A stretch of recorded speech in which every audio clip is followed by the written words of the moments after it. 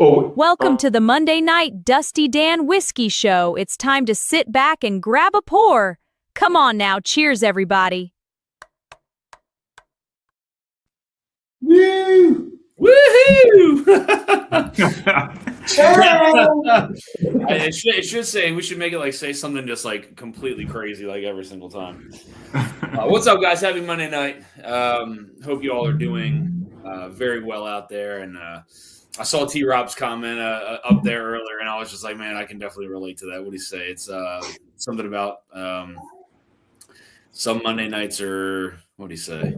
Where is it? Some Monday nights is just a chore to make it through the day. Man, I couldn't agree with you more. I couldn't agree with you more. I really didn't have a lot of time to sit and think about what I was going to do tonight. I worked really late last night, doing kind of an overnight inventory, and then had to get up early and then go to work all day and then stay there much later than normal. And I got over here with less than an hour to kind of get things set up. So it's a I don't know what I'm doing night tonight. So it's an open mic.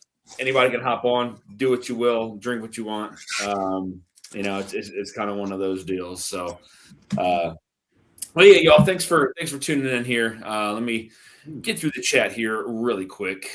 Marty says none of us know what we're doing. Yeah, I agree, Marty. Top Dog says, what's everybody doing tonight? I don't know. Ed in the house. What's up, buddy? Cheers, man. Good to see you, bud. T-Rob again says, some Monday nights are just as short to make it through the day. I'm into that, bro. James Lay says, let's friggin' go. All right. Cheers, man. Good to see you. My little pig in a blanket Robeson. My little pudgy tortilla wrap Vienna sausage roll. Goodness. Richie Z in the house. What's up, Z? How you doing, buddy? Hope you're doing well, man. James Lay, the GOAT is here. Richie Z, indeed he is. Kevin O'Malley in the house. What's up, man? Cheers, buddy. Good to see you. Thanks for tuning in tonight. Mike T in the house. Just got done texting you. What's up, man? Cheers, buddy. Cheers, all. Anybody sipping? Not here. Corvette Trey, what's up, bud? Cheers to you. Good to see you. Let's see. EJ in the house. What's up, man? Aloha, buddy. Slap shot in the house. What's up, bud? Cheers to you. Joe the sample guy. What is up, man? Josh Fritz, what's up? How you doing, buddy? Mike T became a new member. Cheers, man. I appreciate that, Mike. Thank you. Much appreciated. We'll be getting your package together here soon. Sent out a ton of packages a couple days ago.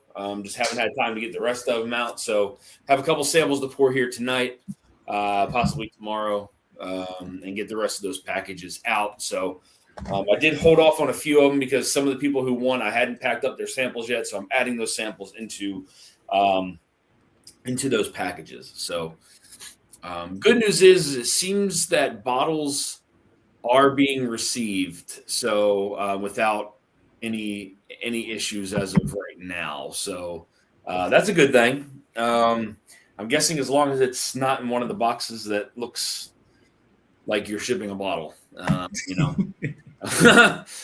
make it rattle, make it do something, put some people put some nerds in there. Some people put loose macaroni in there. So a couple different tricks of the trade, but Danny Berry Sports Highlights. Cheers, bud. What's up, man? Happy Monday night, buddy. And then there were three. What, did somebody hop off? So was somebody else on? What's up, Shimmy? Cheers, buddy. Let's see. Joey B, what's up, man? Jeremy Z Bar, Fort Waynesboro Bourbon Fest. Cheers, man. Thanks for stopping in, dude. Cheers. I don't know what we're doing tonight, but we're doing something. Oh, man. I can smell food. Oh, my Lord. Hooper, I got to reach out to you. I'm so bad at reaching out to Hooper. I feel so bad. And it's not intentional, Hooper. I'm just really bad. I'm just really busy, man. I blame it on that. I promise I'm not a bad person, Hooper. I got to reach out to you though. Toby, are you frozen down there? What are you doing? Okay. No, okay. I'm doing some behind the scenes chores. Like Medium Ugly, what's up, dude? What's up, man? Good to see you, dude. It's been a minute. Wait a second. This isn't where I parked my car. What's up, man? That's funny. Copper Wolf, what's up, dude? Good to see you, man. I missed the promise of you reaching out if you ever do. It's about the staying at bunking up for the event. I know you had mentioned something about that earlier, so I just got to get in touch with you about that. And I promise it's not intentional, man. It's not. I'm just busy, man. My brain's all over the place, dude. I thought Toby was reading, couldn't get close enough to the screen. I thought he was frozen. I'm testing out some mic and camera settings for tomorrow night. So. Oh, okay, gotcha. That's at 9, you said, right? It'll be at 9:00. Okay. I'm not going to be home for that one, so I got to figure out how to take this shit mobile. Where are you going to be? I'm actually going to be at the Blackwood tasting room in downtown Lexington. It's at the New Era Social Hall. It's fantastic. Nice. Okay. So real quick, guys, a couple things that I'll be kind of giving away here tonight, and you know what? I forgot to put the ticker on there for. I got it. Unless it's in my banners. Hold on, maybe it's in my banners. I got Dusty. It's already running. Is it already? Oh, dude. So you see what I'm saying? Like I didn't like. See what I'm saying? Like I didn't even notice. Man. All you need to do is pin the because I can't do that. I guess is pin the StreamYard so people can jump on. Okay, yeah, I gotta do that through my phone because I can't do it when I click on anything over here. So I'll do that. Yeah, give me a second. Let me do that first, and then I'll kind of. What's up, John Cloud? Cheers, buddy. Yes, John, I still have your samples, your package, because I had to add something to it. I think you had won something, so I had to add something to it. I'm doing okay. Yeah. See, I didn't even notice the ticker, man. You know what I'm saying? Like my brain's just all over the place, dude. Well, at this point, how long have you been up at this point? I don't know, dude. You're pushing 36 hours, I'm assuming. Yeah, it's too long, dude. That's why I was like tonight. I was like, I don't know if I can do a live. I told Toby, I was like, I don't know if I can do a live tonight, man. Yeah. Let me see here. So we're going to the YouTube. YouTubes. The interwebs. You know what? See, I don't have that link in my. Wait a minute. What if I just do this again? Copy. You need me to text you the link? That way it's on your phone? Yeah, there we go. Paste. Come on, brain. I've done more without 36 hours of sleep, so. No. All right, so let me now go into YouTube.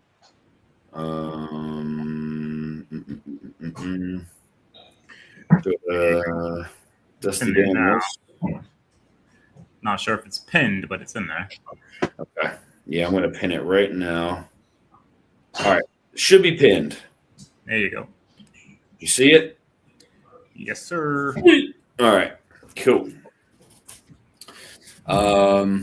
John Clouds. Cheers. Might see the samples make it to you. Top Jimmy, you're gonna go see my boys. I'm Shanley. What's up, man? Finally a true statement from Dan.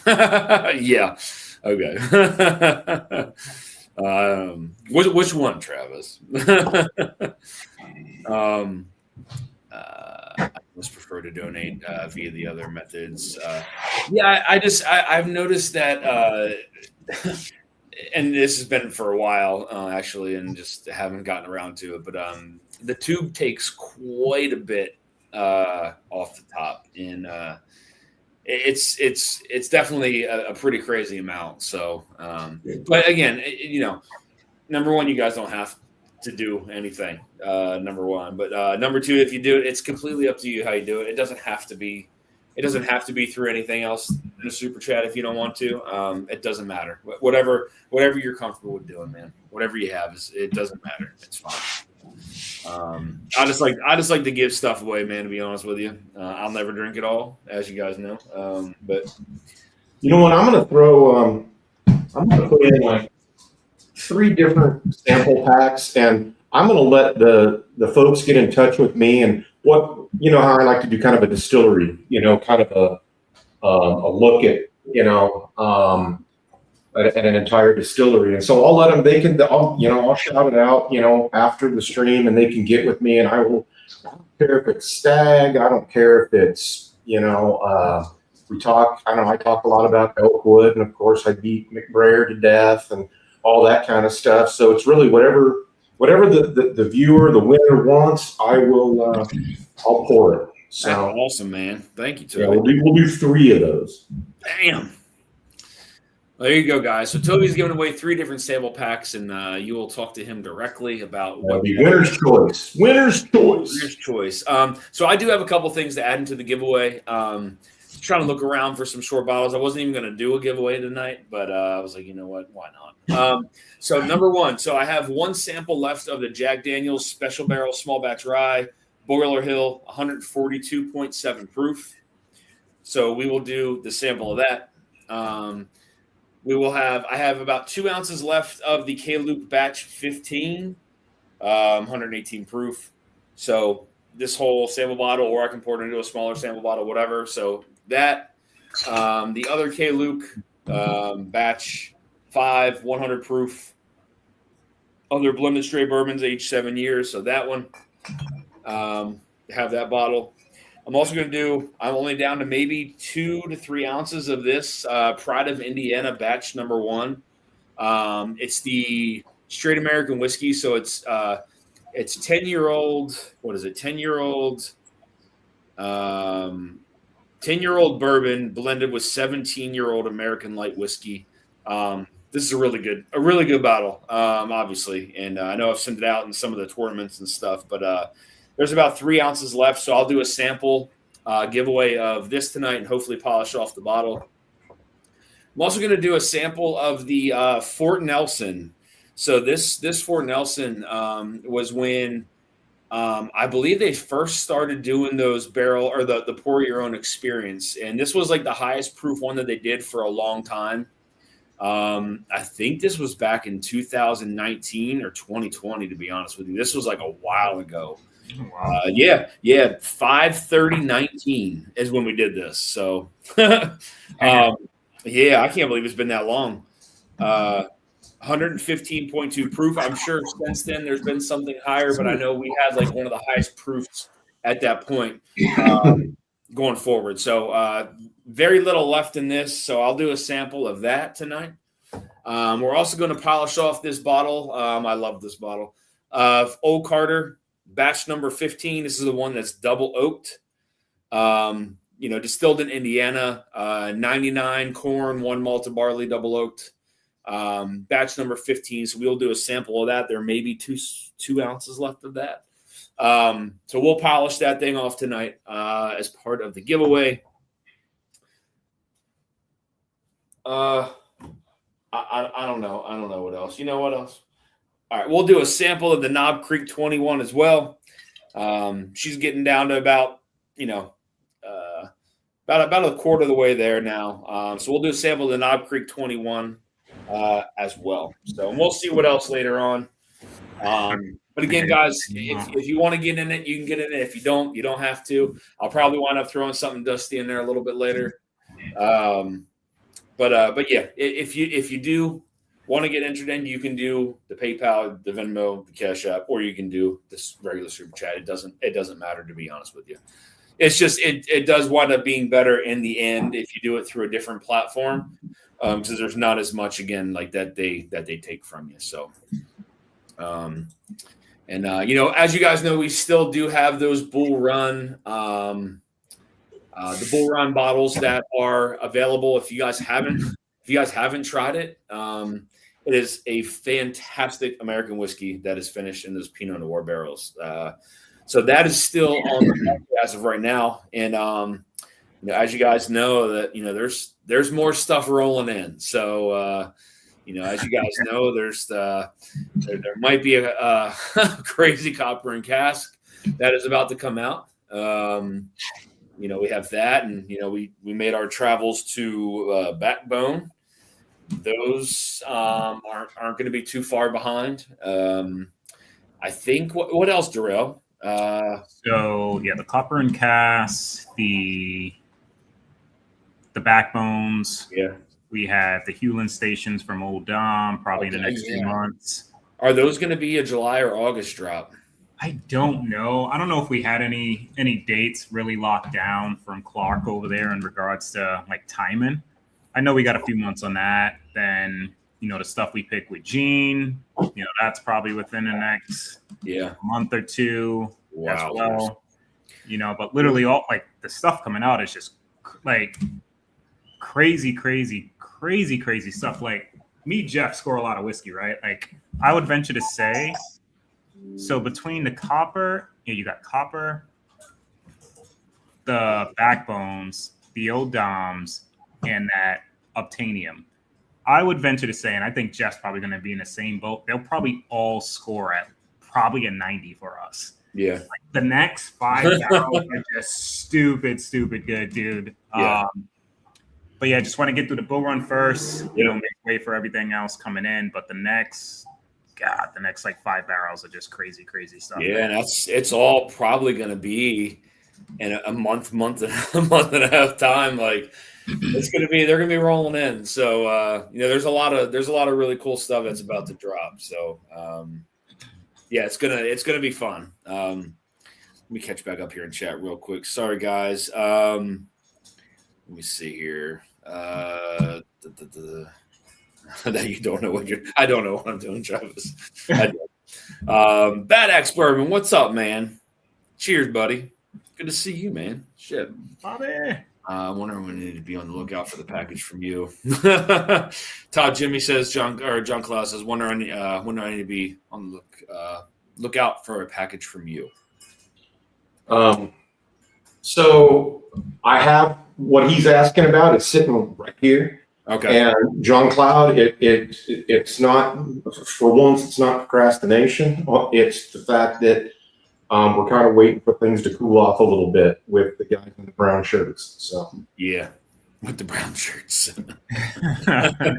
Hazmat Pat in the house. What time is the giveaway? It'll probably be later on this evening. I don't know. I don't want to say a time, but maybe 10:30-ish, 11-ish. We'll see. Again, I'm running on fumes here. So the POI, what is that?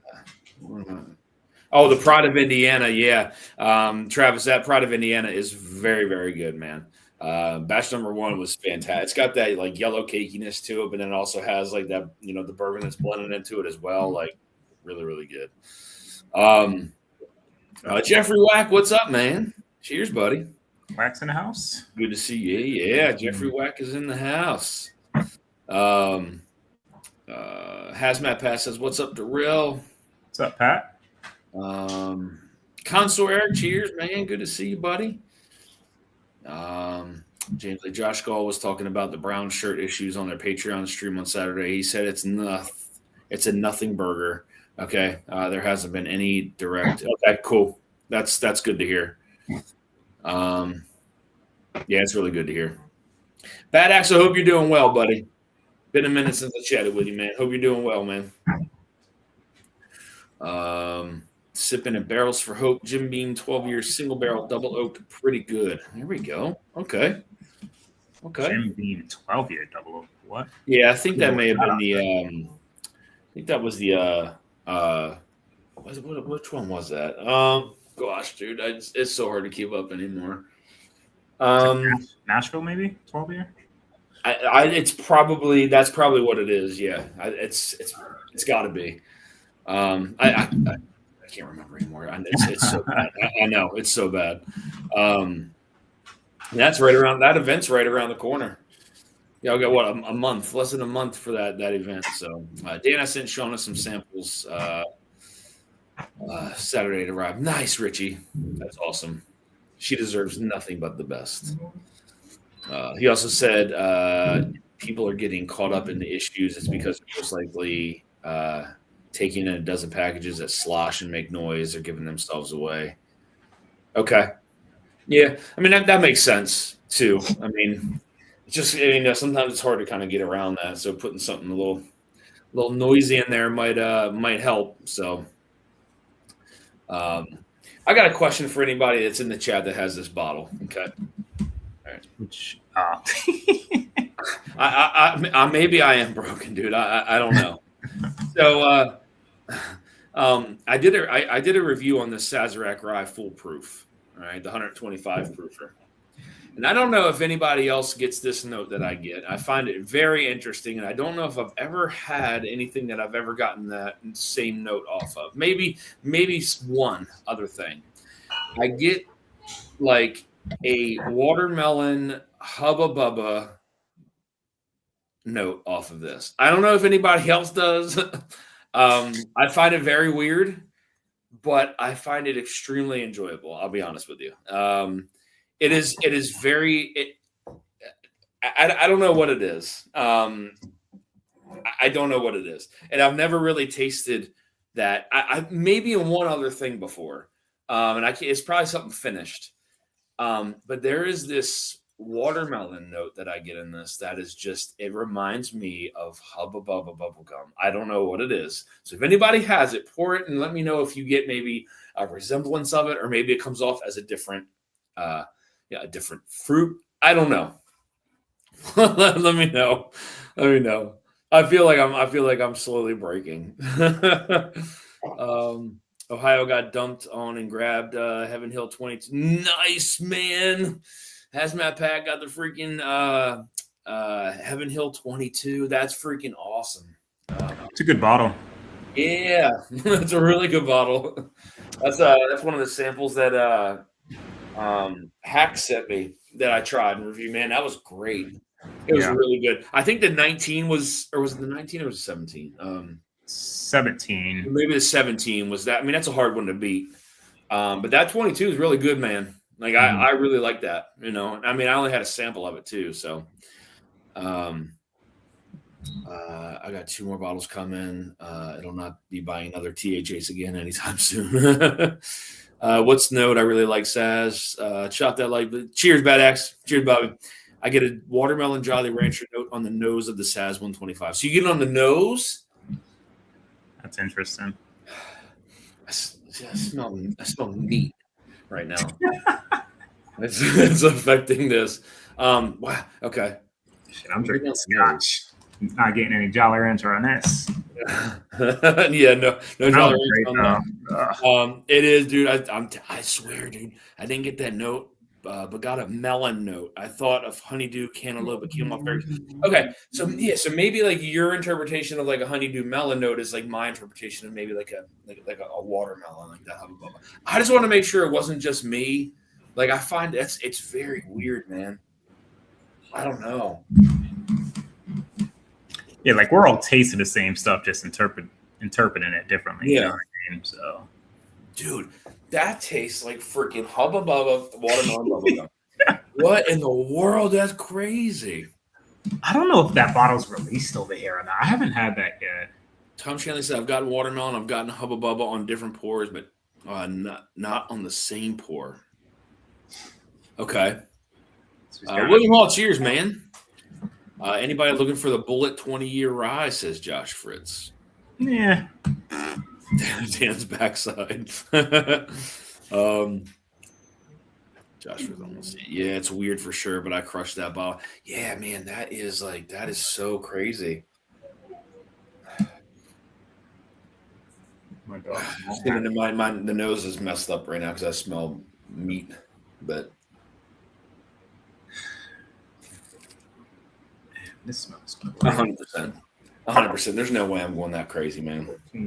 No way. Toby, you have that bottle, right? Which one? Sorry? The Saz 125 proof? It's gone, but I had it. It's candy. It's just liquid candy. Yeah. It really is. All right, let's see what's next here. What do I want to sip here? I know that the bourbon coach sent me two Lasso Motel samples. I don't know what the other one is. It's a mystery sample, but I don't want to do it until he's on. I haven't seen him come in here yet. But Wait, who's coming in? Huh? Who's coming in? Oh, I don't know. I was saying, bourbon coach sent me some samples. Got it. But I didn't want to sip on him until he, until he popped in at that point. So. Probably the same year, Travis. What's up, Vic? Cheers, buddy. You should have a package going out here very soon. Very soon. I'm off on Wednesday, so it'll probably be then. I need some R&R time. All right, so let's do this.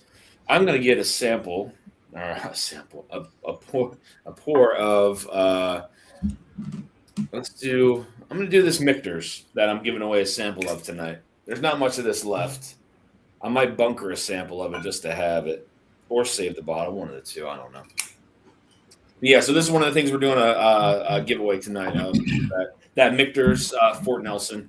I remember this being a very good rye. I know a lot of air's gotten into that bottle since I had it, especially being from 2019. So it's 7 years old. Yeah, right. You know what I mean? Like, I know I probably didn't open it right away, but it probably wasn't long after. All right, Toby. There's a couple. There's a couple things that came through here, Toby. Gotcha. So Shimmy got a $5 Venmo. Shim with a $5 super chat. Thank you, buddy. I appreciate it. You are in it for the giveaway tonight. So Toby's got some sample packs. I rattled off what I was giving away. I'll probably throw in something else as the night kind of goes on. Just I was trying to see if I had any more low fill bottles, but they're somewhere. They're somewhere in there. Let's got to find them. But yeah, Shimmy with a $5 super chat. Shim, thank you, man. Ed with a $50 PayPal. Ed, thank you. That is greatly appreciated, man. Thank you for that. Cheers, buddy. And like I said, your stuff will be going over to Vic. Or I can ship it to you. Whatever you guys prefer. Thank you. Let's see. Oh, see, that's still good, man. Like, yeah. That's weird though, right? Like 7 years and it still tastes the same. It's got some of that like chocolatey, kind of note to it. Dude, I got one from not a Fort Nelson, but I have a 2015 that's really low, and I actually went back to it like maybe a couple weeks ago, and that hasn't changed either. You know, and I was kind of worried because it's really low, and it's granted, like I probably got it in 2020, but it was a 2015 bottle, and so it's been open for about 6 years now. That's a long time. But it still tastes really, really good. Yeah, isn't that weird, right? Like you would think that would turn. Yeah, right? Mine too, dude. Yeah. Being that low, you think with all that air in there that would change. It's weird, man. It's a weird science, right? Like sometimes it does, sometimes it doesn't. Mm-hmm. But yes, again, thank you, Ed. Much appreciated, man. Tom Shanley with a $10 super chat. I'm sorry, Venmo. Thank you, Tom. Greatly appreciate that, man. You are in it to win it tonight, buddy. There's a lot of cool stuff tonight. Like I said, I'll probably throw some other stuff in here later too. So I did realize there's some barrel picks that we did that I only have one bottle left, and it's an open bottle. And I was like, oh shit, that sucks. No bunkered. I think it's only one. I think it's only one that I have that I don't have a backup. No, it was two. It was two. I don't have a backup of a lot, man. Huh? I don't have a backup of a lot of them. Like my first one, like I usually get at least one. Then like I'll share a lot of the first one. Then I'm like, shit, now I only got one left. And I limit that, but I don't really have too many backups. It sucks, man. I hate that. You know what I mean? Like, it drives me nuts, but it is what it is. Let me see here. Whoa. I really don't have the room for them either. be honest. James Lay with a $15 Venmo, man. Thank you, buddy. Nice. Take that. You are in it to win it as well, my friend. Speaking of in it to win it, pretty soon here, guys, I'm going to be creating a new coin, and I'm hoping that they can approve my request. We'll see. I don't want to spoil anything. I don't want to give it away. But we'll see if they can actually do it. I don't know. They might not. I don't know. We'll see. But I do want to. Do I want to say it? No, I don't. I'm not going to say it. I don't know. Not yet. Anyway, we'll see. Because if they turn it down, I don't want to get excited for no reason. So, but yes, I am going to have some new coins rolling out here, and as you guys know, I'll be, be handing them out. So, hopefully here by August, September-ish, maybe we'll see, depending. But yes, James, thank you, buddy. I appreciate that, man. I don't know. Okay. So, thank you. All right. Shoot, I gotta catch up on chat. It goes by so fast, man. I don't know how like Jason does it. Like Jason's chat just goes by like that's crazy. Where are we here? Where are we? Can you imagine if Jason blows by that quick? Can you imagine what it must be like for SLB? No, a channel like that. You can't read everything in there. Forget about it. It's too much. Yeah, it's too much chat. Cheers, Lance. Good to see you, buddy. I mean, I had to scroll back up just to make sure I didn't miss anybody saying hi. So,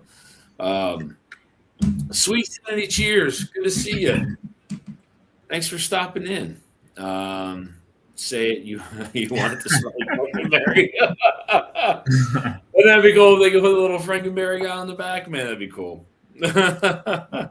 Hey, everybody, a quick shout out to Randall Erickson. Today is his birthday. Hey. Randall, the train. There we go. The Express. Was it the Express Erickson? Nice. Happy birthday, Randall. Is he still on vacation? Yeah. Okay. He gets home Wednesday. Nice. I'm sure he's living it up. He's hanging out with one of his daughters. Nice. Well, that's certainly living it up. Man, that Fort Nelson's still really good, man. That's awesome. I'm happy.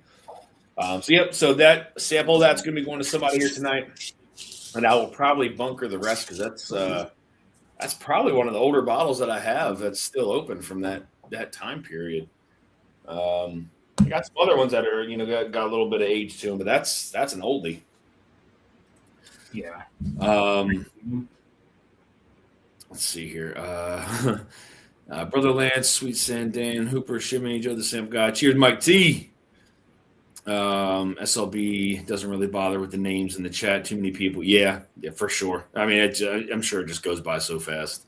Barman Coach, you popped in, man. That's great. I was going to get into these Lasso Motel samples and then the mystery sample. I'm glad you popped in. Yes, happiest birthday to Randall. Randall's a great guy, man. I think Trenton's wife, Michelle, monitors chat over on SLB whenever they are live. Nice. You figure somebody would have to, you know what I mean? Unless there's some kind of bot that can monitor things if they're getting like super chats and stuff. But just to keep up with the chat, I don't know how you can do it. Yeah, but even if that's all one person does with the number of viewers those guys have, yeah, it has to look like the stock market ticker tape. Junkies, man. Junkies are right there. Oh, yeah, 100%. 100%. Everything's always just flying through. Let me see here.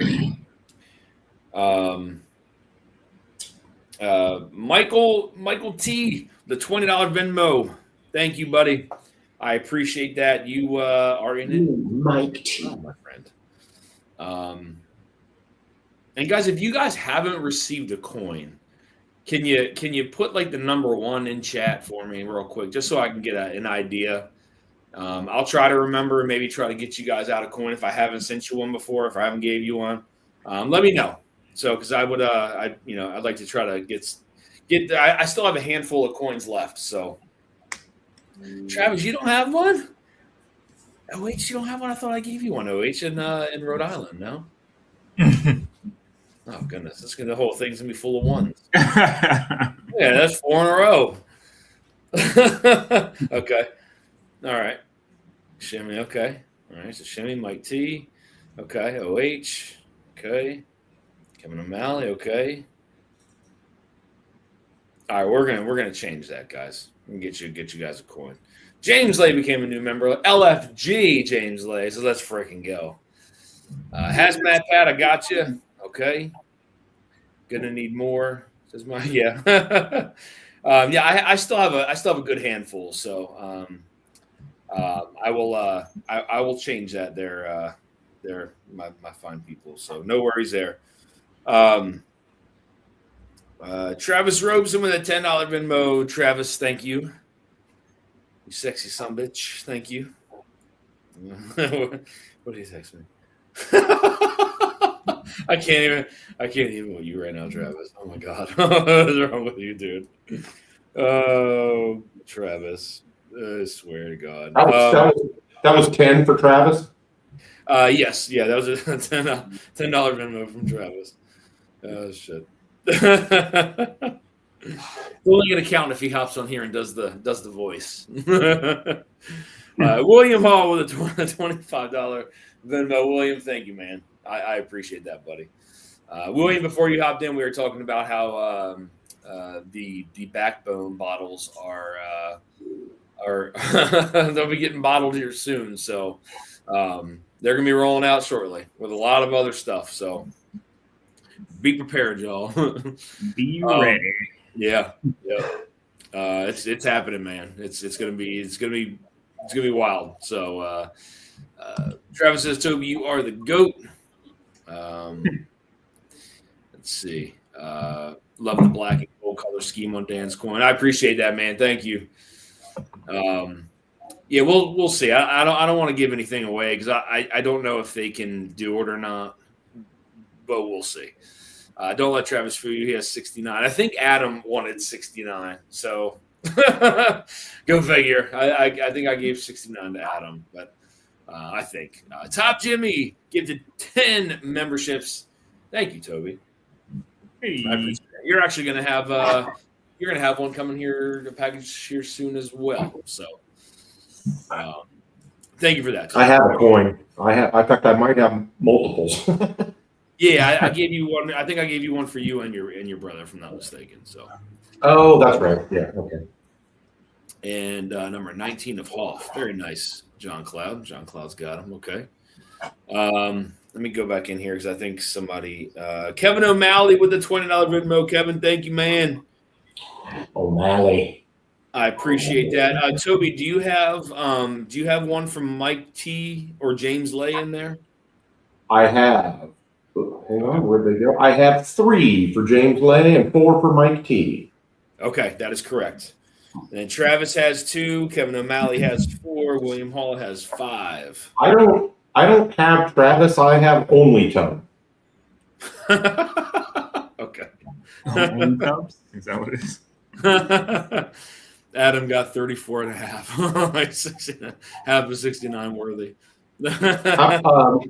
Kevin O'Malley was 4, correct? Yeah, that is correct. Yes.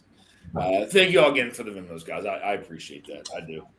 Again, you guys don't have to do it. I enjoy giving stuff away, man. I really do. So, especially the old stuff, like for me, it's now if I gave it away all the time, I'd probably run out of bottles. But I do have a nice, very nice vintage whiskey collection that I enjoy sharing with each and every person. I try to bring like a vintage bottle at the meetups. Sometimes you just gotta be careful, right? Because there's some, and some of those situations, and it's not like I obviously you guys know that I love sharing, but like when you have 70, 80 people at a meetup, I mean, a bottle, you're giving away a half an ounce and the bottle's gone. So sometimes it's not as easy to do, but I mean, as you guys know, I'll probably want to bring something to the Blitz. Yeah, you try to bring them Said every time I've been with you at a meetup, you always had some type of dusty pour. Yeah. Oh, he's like Santa in flip flops. He's buzzing around with his backpack, that's clinking with little 2-ounce bottles, and he's like pulled up in a black van. He's like, "Come over here, you have to try this." Everybody's doing it. Hazmat Pat, you do not have to be awake for the giveaway. If you just want to shoot me an email if you can. That way, if you do win, I have a way of reaching out to you. Or you can follow me on Instagram, send me a message on Instagram. I can reach out to you then. But let me type my email in here real quick. Hey, you were looking for Bourbon Coach, weren't you? Yeah. I saw Jesse in here. I was going to go ahead and Easy chat. board. So there you go. Hazmat Pat, I dropped my email in there for anybody who doesn't have it. And again, if for some reason you do win, I'll reach out to you. Toby will send me the list of winners tonight, and I'll have it and try to get those poured in the next couple of days. So, Hazmat Pat love Dusties. Yeah, you and me both, man. You and me both. $20 super chat from the Bourbon Coach. Speaking of the devil, thank you, man. I greatly appreciate it. And you know what? Let me since I just cleaned the glass, let me pour this one. Jesse, tell me which one to pour first. Which one do you want me to pour first? Do I go with the cigarette blend, or do I go with the 10-year single barrel, or the mystery pour? Cigarette blend. Yeah, cigarette blend. I heard it's good. Dan, the Taste of the Chessman a few years ago was a life changer. That was different. Oh man, yeah. And, some of those Old Crow Chessmen are better than others. I feel like the one I had was probably kind of like fell in the middle. It was pretty good. Definitely had a little bit more of that dusty funk to it than some of the other ones that I've tried. But in the taste, yeah. Travis sent me that picture he sent you, Dan. Huh? Travis sent me the picture he sent. All right. Oh, that's so bad. All I can do, I can just picture him like saying it. Prescription bourbon, cheers, buddy. Good to see you. From Lasso Motel, go with the cigarette blend, the other Lasso, and then the surprise. Okay. Did I hear Toby correct? Only Dan's has Santa and flip flops option. Adam's credit card will melt. All right, let's go with the cigarette blend. Let's taste this bad boy. So this is Lasso Motel cigarette blend called Darts. 100 proof, finished in Armagnac, sherry, and cognac. Cigarette instead of cigar. Man, what is that? That's like what is that tape called? He put some real deal shit on there, man. Holy moly. It's like almost like tight athletic tape or something. All right, let's give this the old Ernest P. Worrell here. You know what we're gonna do a sample of? You know what? Let me see. All right, you know what? Give me a second. Hold on a second. Oh. It's just right here. I was gonna take it back home, but I didn't. And I poured them the other night. So we're gonna do 2 samples of the birth year of the Weller Gold Vein. Ah, nice. So 2 samples, Stitzel Weller. It's from it's 1982, bottled in 1982. So and then 7 years past that is still date. So we're gonna do 2 samples of that as well. All right. Still in 75. Yes. All right. There we go. I told myself I wasn't going to do it, but I did it. All right. Let's get a cigarette blend. Cigarette blend is really good, says Shim. Okay. Let's see. OH. Okay. Okay.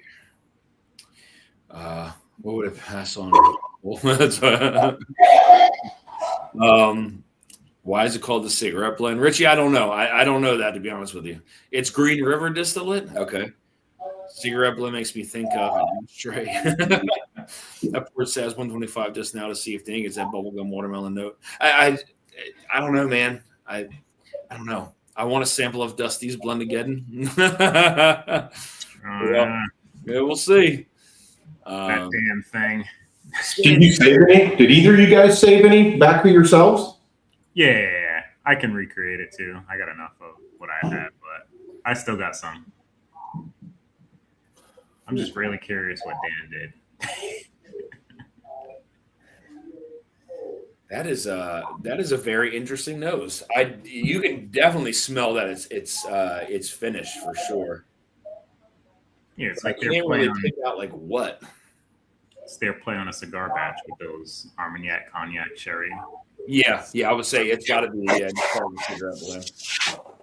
Sandeep Chima, what's up, man? Cheers, buddy.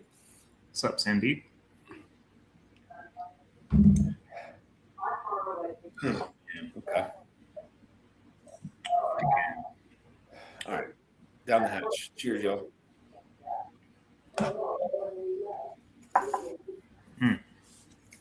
Stamps. Sample is delicious. Ooh, that's good. So that's Green River finished in Cognac, Sherry, Armagnac. Yeah. Oh man, like the texture of that's really nice too. And you know That's what? Green River. That's Green River bourbon or weeded. I mean, I'm guessing it's bourbon. It Rye doesn't say bourbon? here, but it's only 100 proof, man. But there's like a little spicy punch to that a little bit. That's 100 proof, you said? Yeah, it's 100 proofer. Wow. I gotta find the. Hold on. What is that finish? Sandy. Yeah, Sandy, cheers, buddy. Good to see you, man. I'll be diving into yours before you know it. So Sandeep sent some samples as well. All right, hold on. My phone is I buzzing. got this from Wheel Horse, which is Green River, single barrel proof, finished in Armagnac, port, and sherry. Ooh. Is that their cigar blend or cigar? What do they call it? This one, no, like they didn't Oh, really. they do one though. Kind of a play on it, but it was Okay. a single barrel proof version of it. That's one of the few wheel horses I don't have. Is that one in the cigar one? Yeah, this was the first ever one that they did in this label. Oh, okay. Yeah, Steven hooked me up when I was over there. He was just pulling bottles out of boxes and stuff. I might go there later. Yeah, I mean, Shimmy, just said thought the cigarette blend had a nice sweet spice. It does. Like there's something in there that has a spiciness to it that would actually it would fool me to think that it's 100 proof. I mean, on that first sip anyway, but.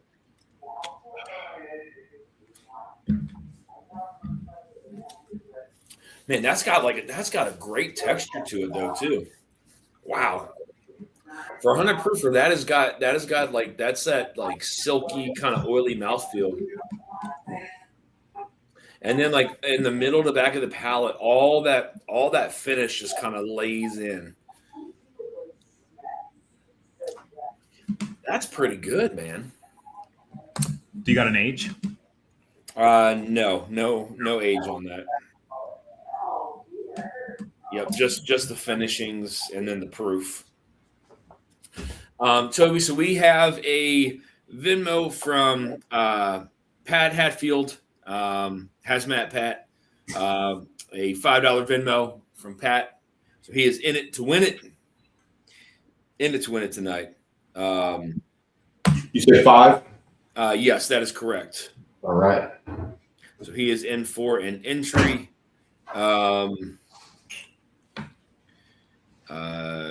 Trust when you have a moment, I'm working with emotional. So curious. Not simple. I haven't tried this in a while.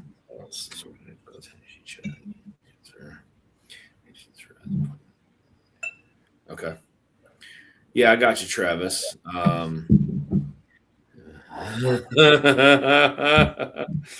Oh my God. What are you guys doing? Oh shit. That was funny. Good Lord.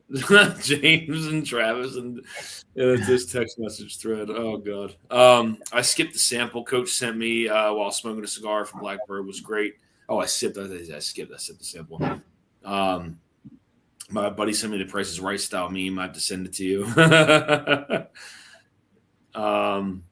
Are you guys Reveries fans? Finally picked up my first 10-year. Yeah, man. Nice. Yeah, I mean, everything that I've had from them has actually been pretty good, to be honest with you. Not bad. Wish the prices were a little cheaper. I would agree. Yeah, the prices are a little good whiskey, though. Good whiskey, just yes. Prices I are agree.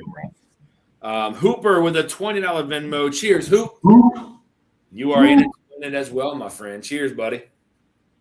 Said I'll probably throw some other shit in there too, man.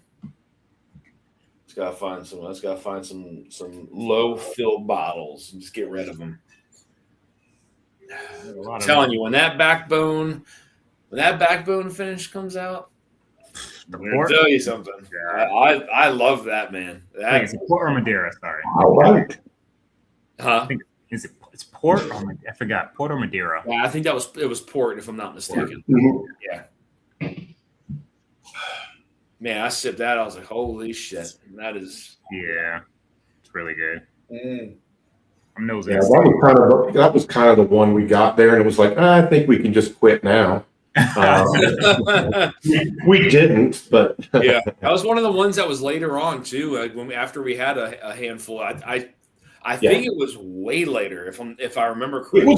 I think it was still one of the original, pours or samples that he pulled. But it was kind of late. It might have been like 12 deep or something like that. Yeah, Katie says Tawny Port. Yeah, yep. Tawny Port.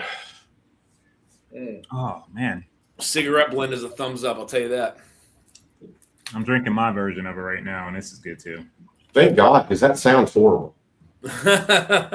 Yeah. Cheers, Katie Turk.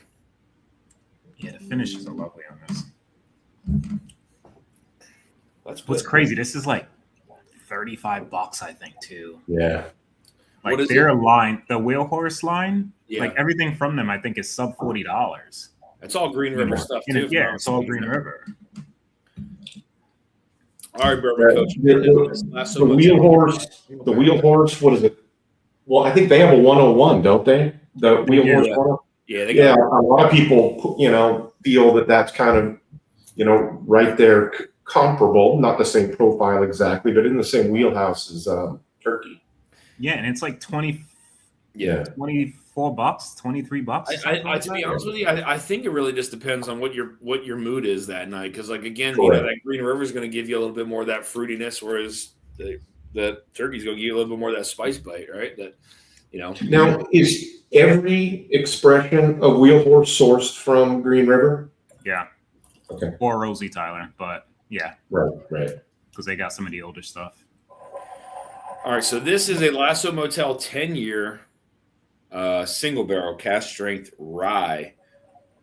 I don't think I've ever had a single barrel from Lasso Motel, so I don't know where this is sourced from. Nothing. So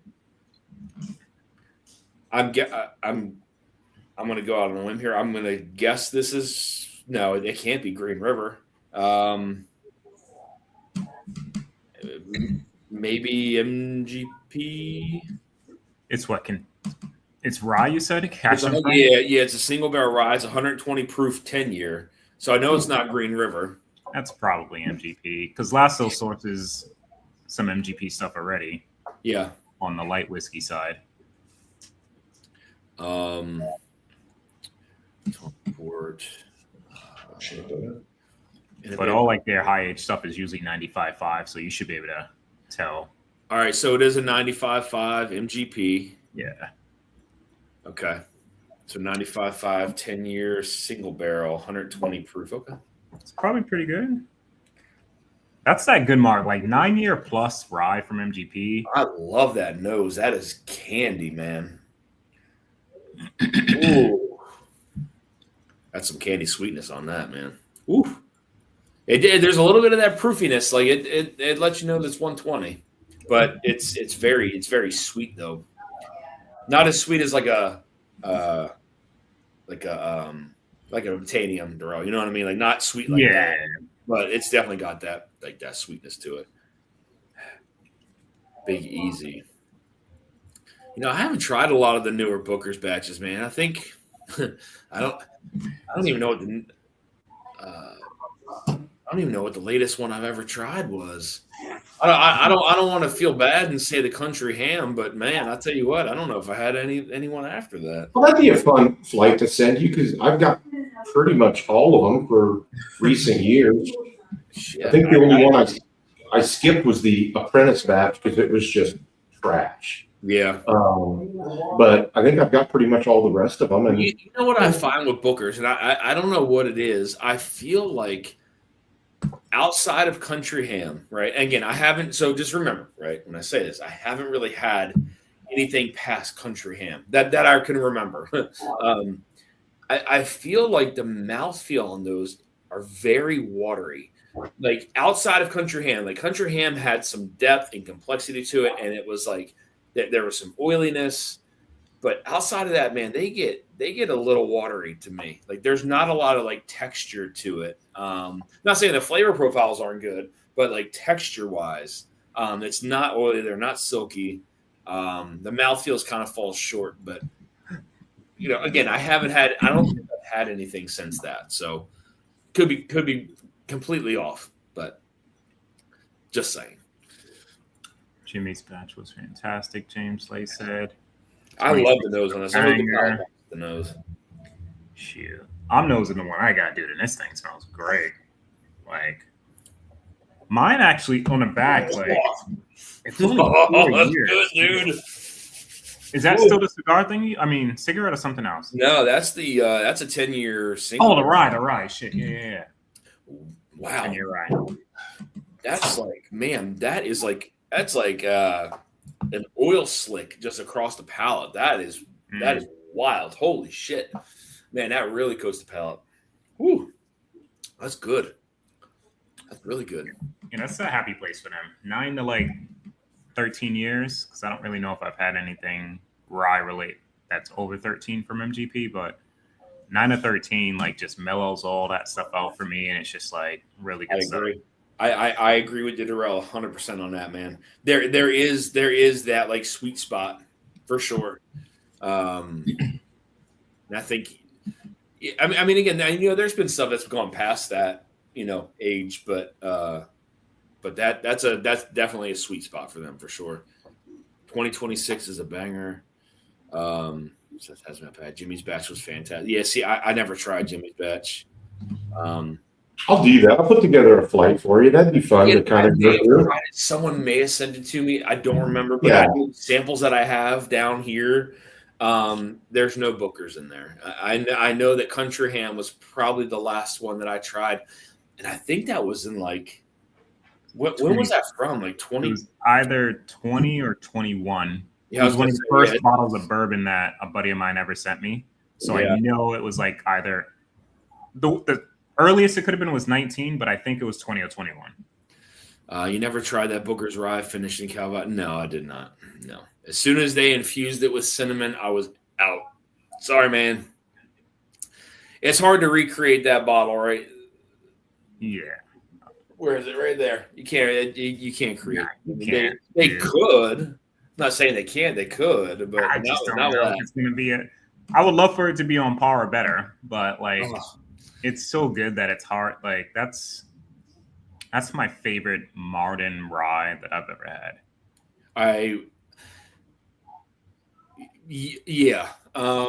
That is definitely up there. I can tell you that for me. It is definitely one of, when you talk about ryes, it's definitely in the top 5 that I've ever had. And I never tasted like the Red Hook, the super expensive. I mean, I never tasted that. Tasted some pretty cool, like some older kind of vintage ryes, but that's, the Booker's rye is something special, man. Booker's trimmed it up with Phantom Pipes. I heard that was a good one. Phantom Pipes was good. The Big Easy. Yeah. I think Phantom Pipes was late last year, or I don't know, maybe it was batch 1 of this year. I don't know. 5-04. Okay, yeah, late last year. Dan Simmons in the Skies 125 now. I get hubba bubba bubble so much watermelon unless it's in the mud. Dude, I'm telling you, I don't know. Again, what I get may come off as something different. If somebody like Shimmy was getting melon and stuff, I don't know. Like maybe what I see as watermelon, Shimmy sees as like melon notes or like cantaloupe or something, right? But there is definitely something that is very outside the fruit range that falls on that flavor wheel for me anyway. It's very unique, but in a good way. I always try to here's an honest truth, right? I always whenever I get like something with berry notes, I'm always very curious to see what Darrell says, because I know Darrell loves his berry notes. So I try to see if Darrell gets them or if he interprets them as something else, because those are notes that I get on. I mean, quite a few things, So, but I'm always curious if you get them too. So, and I do on a lot of stuff that you try, where you say that you get berry notes on. I kind of have that same profile, but I know sometimes.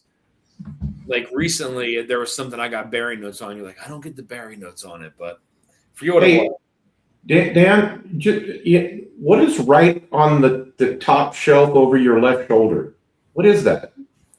No, other way. Other. I'm thinking your right. Sorry, your other left, right there. Yeah. What is that right there? That little pink thing. Oh, this is my dude right here, man.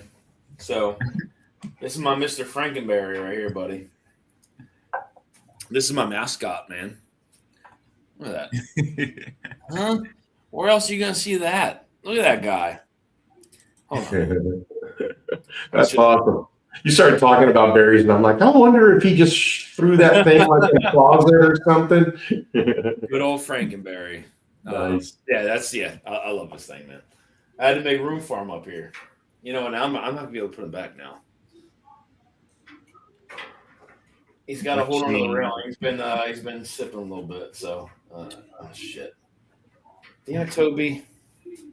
All right. Sorry, man. No, he's gonna stay right here for a little bit. All right. There he goes. He's tanked too. As you can tell by his face. So he's dropping the cereal box. There we go. All right. Let's see. What in the what? Matt Carter OG. Cheers, buddy. Good to see you. Wow.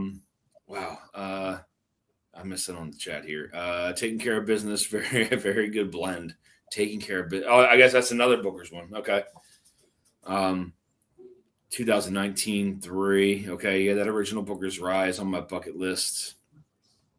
We picked a knob rye 3 years ago, 111.5, 143 proof in the barrel. They wound up refusing to bottle it because it was under 60 bottles. Closest. What? Oh, man.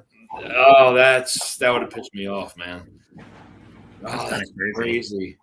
Cheers, Matt Carter. Cheers, buddy. They get paid regardless. So I don't know. Right? Don't they get? Oh no, I think they get paid per bottle. That's how they get paid. What's the oldest bottle you guys have? Says Hazmat Pat. Oldest bottle you got? Oldest, as in when it came out, is the question. I guess, right? I think so. Yeah. What's the oldest bottle you got? Yeah. I mean, that's what I would say. What's the oldest bottle you guys have? Toby, what's the oldest bottle you have? I have an Old Crow Traveler bottle that was bottled on my birth year of 1969. Woo! Shoot, yeah, I'm down to. Then I've got an early 90s Wild Turkey.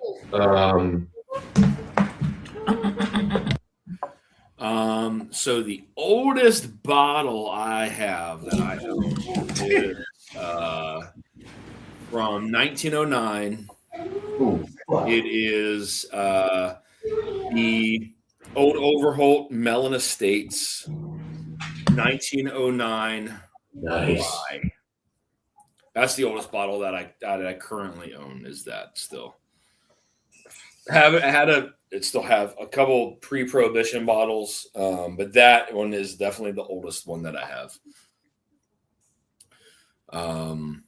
Mr. Frankenberry, you guys both have the Rode You Like a Hurricane. What berry notes do you each get? Says OH. Lance and I had a slight disagreement on which berry at the pick. I'll have to wait till Darrell pops back on for that one. Very freaking yeah, it does. All right, Dan, that mystery sample Coach sent you. Let me try it. All I know is both those samples from Lasso Motel are really good. I'll say that. Really good. That cigarette blend is good, really good for 100 proof. And that single barrel rye is good. That's really good. Let's see here. Let me get a new glass. All right. Mystery pour. I'm scared, but I'm not. It has a great color to it. I haven't smelled it yet. According to Coach, you should have paperwork for that sample. It was in the box. Oh, shit. In the box. You know what? I think that's over there. Hold on. Oops. Let me see.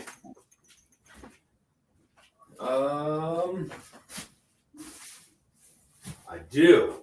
I found it with a little package of macaroni. Nice. That's how I do it, right? All right, I'll wait to look at it. What it is, open after sampling. All right. Beam won't bottle under 12 cases. They want to write down, so we're guessing probably 3 to 4 cases. That's crazy. Got a 1969 Crown Royal. Nice. Oldest I have is a 1967 Crown, but oldest state is 42 years. It stinks. Matt, that's funny. 1909. Yeah, it's the 1909 Old Melon. So it's an old overhaul from the Melon Estates when they bought their. I got a Four Roses sample from 1982, courtesy. Yep, that's right. It's a Canadian whiskey. Yeah. Yep. Matt Carter. Help me. I have a 1974 Hoffman decanter unopened. There you go. Prescription bourbon. Okay. So I think mine is an old Crown Royal bottle, to be honest, like a 1962. Hold on, please. Yeah. Like a 1962. I've never really had many Dusties outside of that, like a few things from like the early 90s and that OGD 1989. Oh, yeah. But yeah, 114. Yeah. Stupid. Yeah. You prompted that, man. I told you I was looking at that dang stream, your third live stream, and I was on there and you gave me that damn thing, and I immediately went into the searching. And, dude, like, I think that whole year I like splurged on some whiskey, dude. That was in like that was three and a half years ago. So 2023-ish, maybe 2022, somewhere around that time frame. Yeah. Yeah, there's a lot. I mean, I have there's a lot of these are just empty bottles now. I mean, there's still some that are full. But like, this Cabin Stills from the 50s. That's it's Stitzel-Weller Cabin Still. Let me see. The Old Virginia Gentleman out of A. Smith Bowman Distillery. So you got that, that guy. The old Bottle and Bond Bourbon Deluxe. That thing's gone. I remember, yeah, you were giving out samples of that. Yeah. Tom Hanna. So this is from Medley. This is Medley distilled. Tom Hanna, 4 years old. So that's an oldie. There's a pre-Fire Heaven Hill here. John Cambert's Kentucky Straight Bourbon Whiskey, 86 proof. This is old pre-Fire Heaven Hill. Heaven Hill is still that. A lot of these are empty though over here. I mean, there's some. I got some Old Turkey right here. I got some Old Quaker. Up above me, I have the old JTS Brown, 2 old Grandad 114s, 2 more old Granddads, the old Mount Vernon that I had from the 30s. Those the old ones? Old 114s? Yeah, old 114s are over here. Nice. Yeah, I got 2. They're old. They're empty though. It's all empties. And then got the old Fitz decanter up there. Daughtry's Pre-Pro Rye is up there. The Mount Vernon, which let me see, that's probably it. You've probably seen that one before. It's an older bottle that I brought to meetups before, the old Mount Vernon. I remember you showing that on stream. Yeah, that's old Maryland distilled stuff. Yeah, that's the Pre-Pro Rye, Daughtry's Pre-Pro Rye. That's gone now too. I saved a sample of that just to bunker it because I don't know when I'll find another one of those. But the old Granddads. Here's one. I do have 2 of them. That's one of the old Granddads. Yeah, those guys. Those things are so good. You're not kidding, dude. Yeah, there's a bunch of empty stuff up there too. So I got a handful that are full here, but I don't know, maybe 12 or so. The rest of them are at my house. I keep them separated. Question for you, because I kind of put them maybe in a similar realm of experience. Would you take like an 89 OGD 114? Like, if I don't know if you can blind them because you can probably tell, but what do you think you would prefer, or what would be better, a Wild Turkey Donut or an OGD like 89, 88, 89, 114? OGD from 89. I've had the donuts before. They're good. Don't get me wrong. They're good. They're good. But that level from old Grandad, those old, like, and it's only certain years too. Some of the years prior to that, like the 86, 87, they were okay. 88 was pretty good, which one of those bottles was. The 89 was stellar. Absolutely stellar. It's the best old Grandad 114 I've had.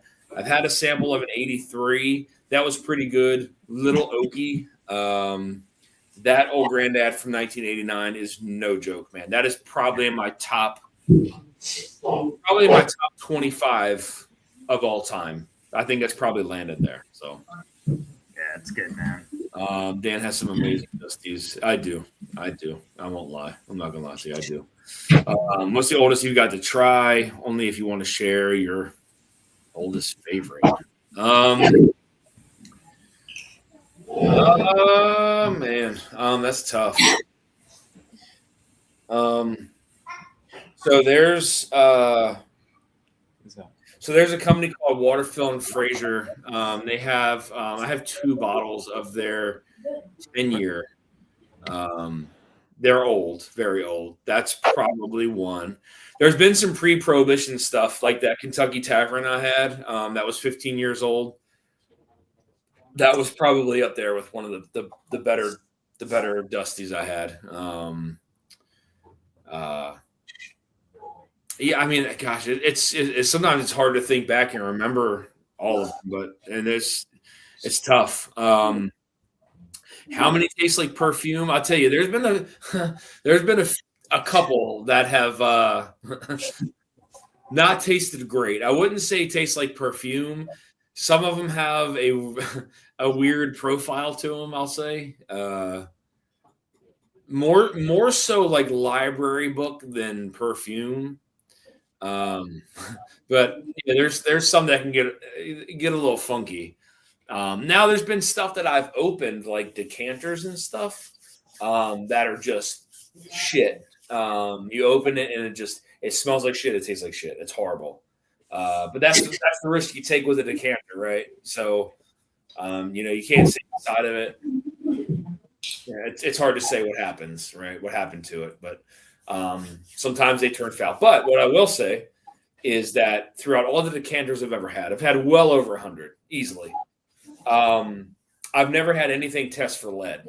So I think that whole theory, I'm sure I know it happens, right? It happens for sure, but I've never had anything test for lead. So I'll say that. Let me see here. All right, there we go. But yeah, so I don't know. I don't know how many bottles. I don't know how many bottles I have. It's quite a bit, but I share them with everybody here on screen. So maybe not everybody gets a sample of it, but I don't know if my oldest was whiskey or not. Like, I was actually just recently at a meetup like a couple weeks ago, and a buddy of mine pulled out a Armagnac. Was it an Armagnac? I think it was an Armagnac, and it was from 1920 something. Oh, oldie. Yeah, Wow. that's when it was released, and it was aged too. So it was probably like early 1900s. Mm-hmm. Like, this thing was wild. But he has some he's like you, Dan. Like, this dude has crazy stuff. Like, all the dusty stuff, all the modern stuff, and he always brings like a few really fun ones for people to try. And that was one of them. Yeah, I think it was like a 1922 Armagnac. I think it was. Yeah. It was wild. Really interesting pour. Yeah, I mean, some of that stuff, again, being distilled that long ago, right? We've talked about on the stream about like the differences and stuff from then till now. So, but yeah, it's when you think about whiskey that's that old, like, it's truly in right? Like, they didn't have machinery and shit like they do now, to run stuff. Like, you push a button and you got whiskey like a couple hours later. Like, it wasn't like that. I think it was like truly handmade stuff, and the further you go back in time, like the more that, like, you come to the realization, like, man, they really had to put some time and effort into that shit. You hear stories about some of the really old whiskey, like, to make it dark, and I'm talking like way back, probably like late 1800s, like late 1800s.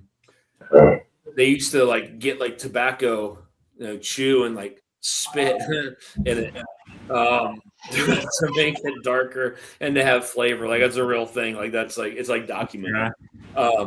So like, that's weird, but I get it. They were just trying to sell stuff back in the day, but there's people that I'm connected through that I have good relationships with that make my vintage whiskey collection look like an absolute beginner. And I'm not even joking when I say it. Like, there are people that have things that are just like mind blowing, right? And, I'm not going to name drop anybody on here, but there was a guy that hosted the Vintage Whiskey Society, his last meetup, and I think I posted some of the bottles on Patreon that were on there. If I'm not mistaken, they were all pre-Prohibition bottles, Rise from Maryland and Pennsylvania, from his own collection for everyone to just sip and enjoy. Like, you're talking thousands and thousands of dollars in bottles just to have the Vintage Whiskey Society go in and just have a tasting through. It was, things like that, and the people's collections are just above and beyond sometimes, and it literally, it's very humbling to get to meet and hang out with people like that. So, especially when it comes to some of that old stuff, right? Like, it's crazy. But Paul P, what's up, man? There, I wasn't even looking at the screen. Oh, I missed this guy. How you doing, buddy? I'm doing okay. Good. And I'm not Paul P. Shimmy said I had some old decanters from Beam and Stitzel from the 70s. I'll tell you what, man. I'll be honest with you, okay? There's some old Jim Beam shit from decanters that is freaking fantastic. There is some old Beam shit that is so good. I'm not even kidding you. That would go toe to toe with a lot of this stuff. I don't know how. I think a lot of their stuff is probably older than what they stated it was. But some of that old beam stuff is no joke, man. I will be very honest with you. Some of that old And beam don't let it discourage you if it's only 80 or 86 proof or whatever. Oh, Still yeah, I fantastic. 100% agree. 100% agree. There is stuff that is absolutely killer that you can find that's old from Jim Beam. I promise you. I've had it, man. I've owned it. Like, there's been times I decanted. I have a couple bottles at my house that I decanted from Jim Beam stuff that I tasted, and I was like, "What the fuck is this? Like, there's no way this is Jim Beam." And I just stored it away. Like, honestly, like there's stuff that's unreal. I promise you, unreal. Yeah, prescription bourbon computers. There's not. There was no computers back then, man. It was all like truly handmade bourbon, which is weird to think, right? And they did everything that they could by weight. So, I mean, it could be a little heavy, it could be a little light. Depends if the corn had more moisture in it or did. Yeah. Yeah. I mean, again, not to go down that rabbit hole again, but there was a lot of stuff that made that whiskey different, right? And they didn't use like the hybrid corn, right? It was either white corn or yellow corn. Water filtration was different, right? Like, or non-existent. yeah, I'm just seeing that damn picture, dude. Trees were different. I don't care what people say, dude. The trees they were cutting down were very different from the trees they're cutting down today. Okay, period. That's a lot of it. Is that the old growth oak, and the ability to age staves much longer and all that. Yeah. There's some people that'll say, well, no, that's not true. Bullshit, dude. Like, stop. Like, what are we doing here? Like, yes, it was. The trees were much older back then, right? They have like forests now that are dedicated to making like new American oak barrels. Like, they didn't have that shit fucking back in the day. Like, stop it. Like, it was real. It was a real thing.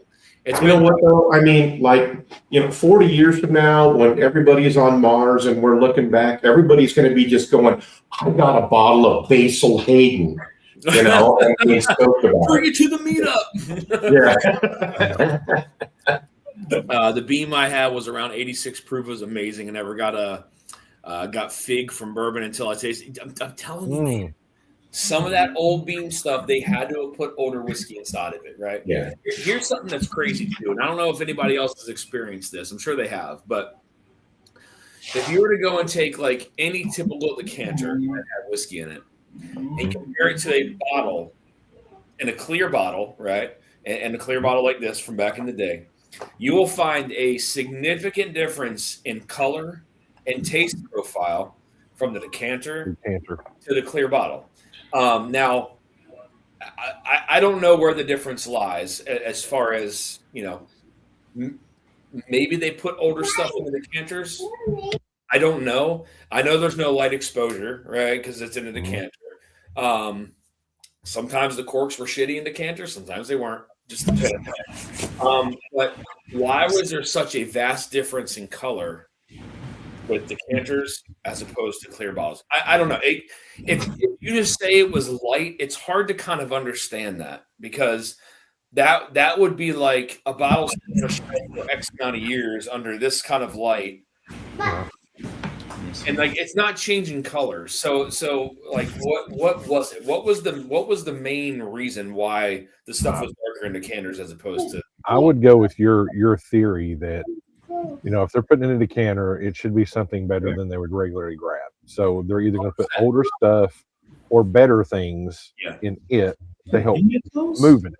Yes, I agree. And it's weird, right? And I've done it with turkey. I've done it with beam. You get some of that decanter beam and you pour it into a bottle. Dude, it's as dark as night. Take it out. Yeah. You compare it to a Jim Beam white label bottle, and it's a night and day difference. Like, it doesn't make any sense. And you can't say that it's the light, because it's not true. It's not true. It's not true. It's not the light exposure that's making it lighter. It's not.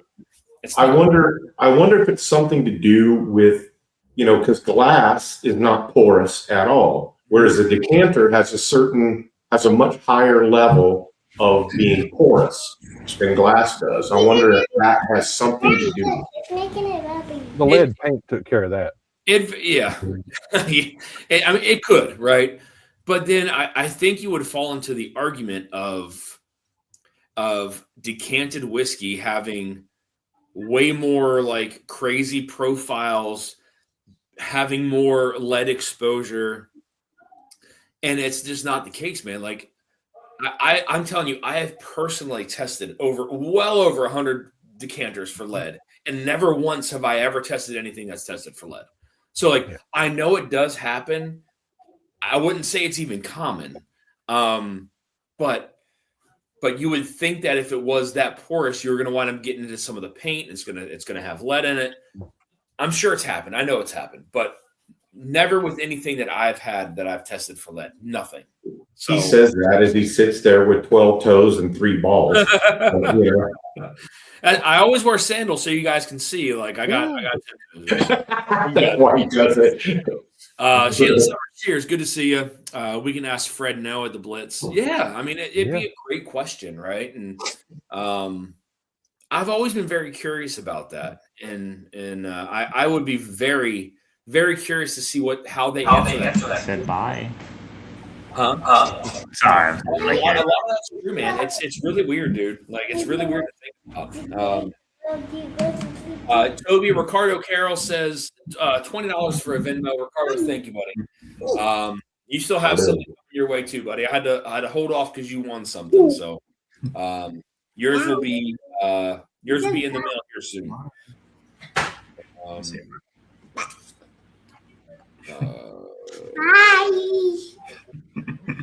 We're still all caught up, so we're good. I can't even look at Travis's chat right now.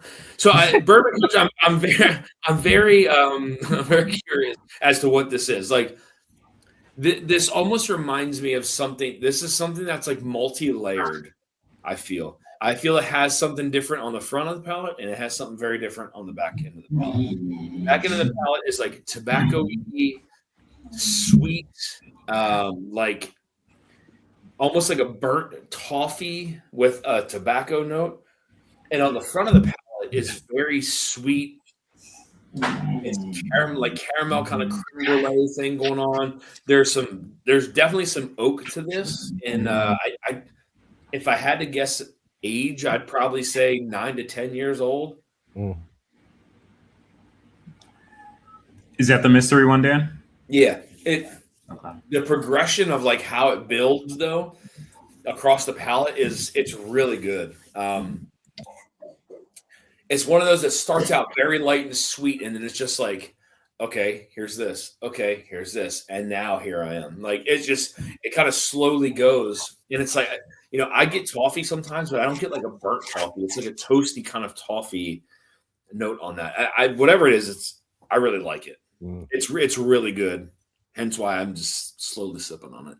Very curious as to what it is. Joe Unfiltered, cheers, man. Joe Unfiltered, I'm sorry, stud. Who's Joe Unfiltered? Is that an independent Joe? No, his name's Joe. He's out of Colorado, and he has a channel. Okay. Cheers, man. James Lace says I had a 71 Stitzel Weller decanter that I would have sworn was gone bad.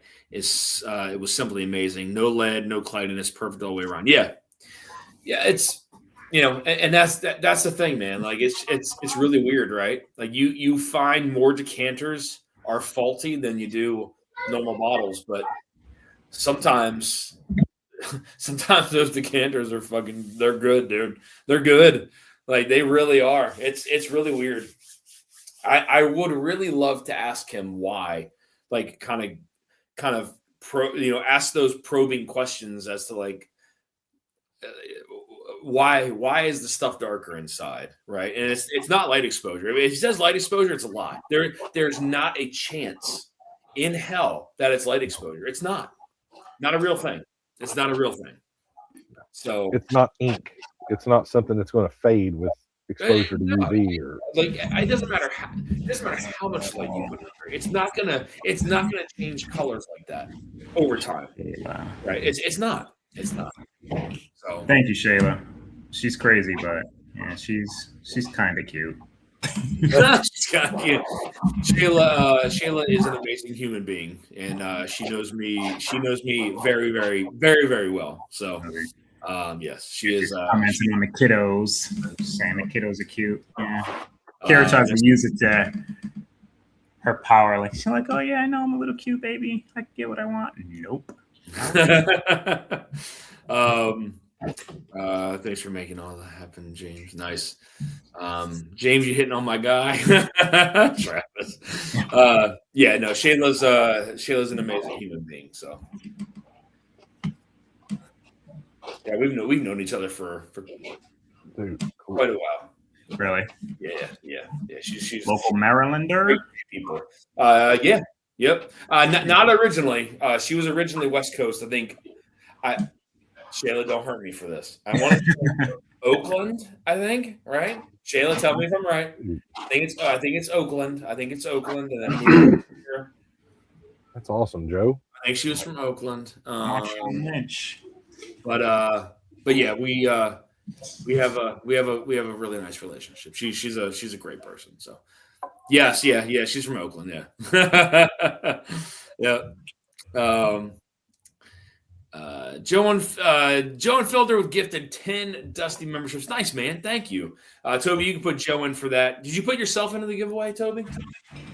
No, that would be unethical. No, you got to put yourself in.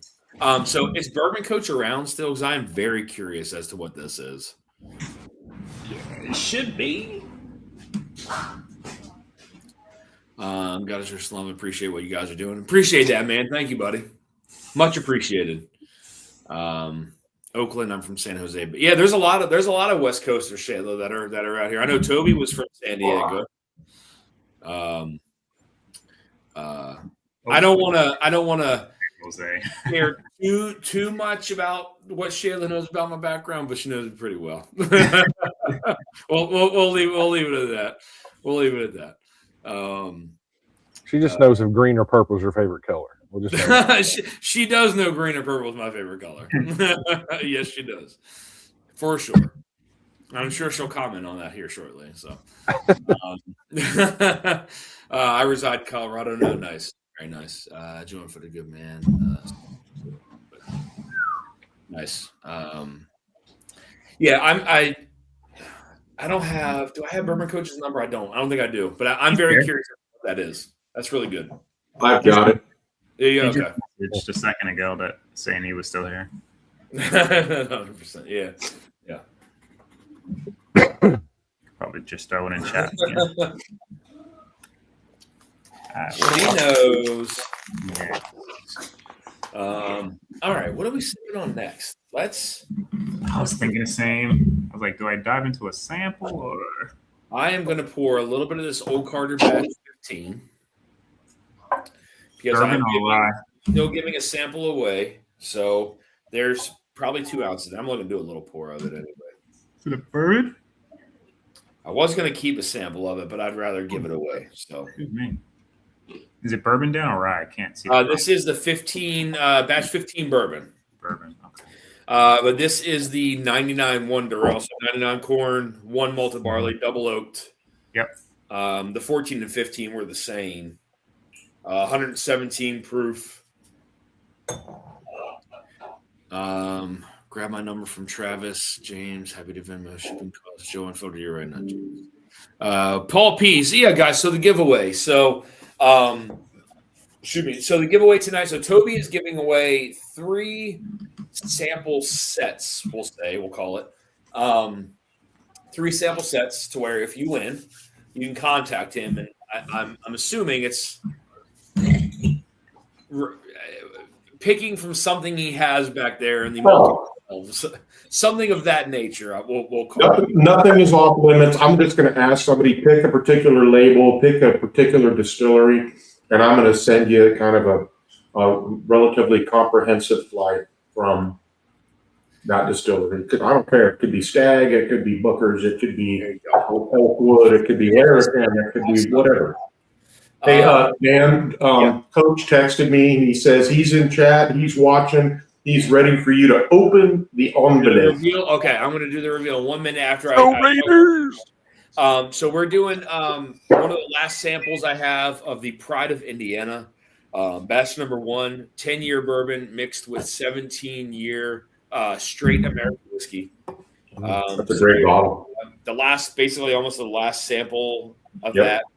We're doing a sample of the Fort Nelson. This is when I went with Mash and Journey to Kentucky. We stopped at Fort Nelson in 2019 and picked this. Or not picked it, but we poured it. Pour Your Own, one of the first from Michter's when they did this. It was the highest proof at the time. We're going to do a sample. We're going to do a sample of the Oak Carter Bourbon Batch 15, one of the last I have. The rest will go into a sample bottle in the bunker. We're doing the last sample of the Jack Daniel's Special Barrel Boiler Hill, 140.7 proof. We're going to do the last, that's got to be at least 2 ounces of the K-Luke Batch 15, 118 proof. We are also going to do 2 ounces, probably at least, of the 100 proof Batch 5 of the 7-year blended straight bourbon from K-Luke. And then 2 samples of the birth year Weller 107 Gold Vein, bottled in 1982, distilled mid to late 70s. That is all as of right now. So lots to give away tonight, guys. Okay, Bourbon Coach is here. Okay, Joel Filter. Let's see. Travis Robinson, is that an Old Kirk on your shelf? Y'all smack like that. Josh Fritz, what y'all sipping? Travis, big sell in a month. His sip for 3 years. That's crazy. What's up, Adam Shelton? Cheers, man. Adam, get on here. Come on, dude. All right, let's see what this reveal is. What is this mystery sample? I'm very curious as to what this is. All right, here we go. What is it? What were your guesses? Did you say what you thought it might have been? I have no idea. It's really good. I like the flavor profile. The transition of what it is nice. It's slightly thin on the palate, but I like the flavor profile of it. It's not super silky, super oily. I think the first sip kind of was, but then as I kind of sipped it, it kind of steered away from that. But it's definitely I like the flavor profile progression as it grows. So gotcha. Let's see what this thing is.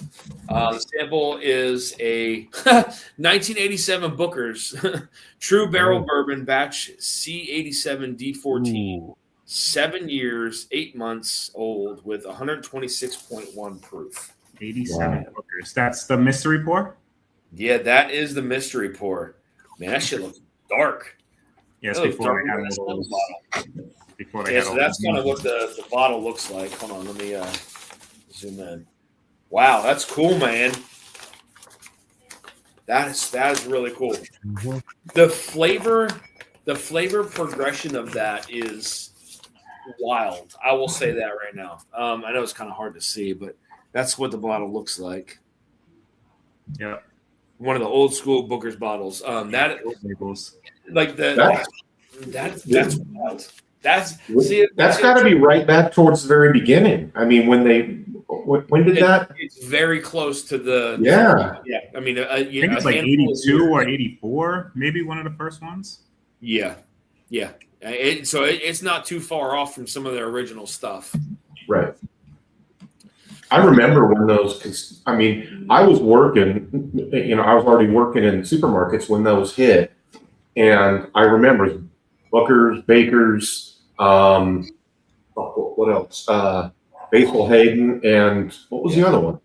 There were 4. They all hit at one time. Shit. Knob Creek. It was Knob Creek. Yeah. So James said 87 was the first mass release of Booker's. Yeah. So, yep. Yeah. I mean, I was just Googling it. It said 88 general public, but maybe because they all came out, and at that time they all had kind of that old parchment style label, so they all looked very retro. Well, I mean, not even retro, like like a century old. James Lay says it isn't the OG handwritten ones that Booker did, but it's the first consumer release. Yeah, in '87 Booker's. That's awesome. Thank you for that, Bourbon Coach. That's awesome, man. Thank you. We'll send you something in return, buddy. First release was CB 1679. Okay. There's a guy that has like every Booker's release ever done. Have you seen that, Darrell? Yeah. I've seen a guy that had. It's a wall of all the freaking. Everything, all the Booker's ever released. That's pretty wild. No, thank you for that, man.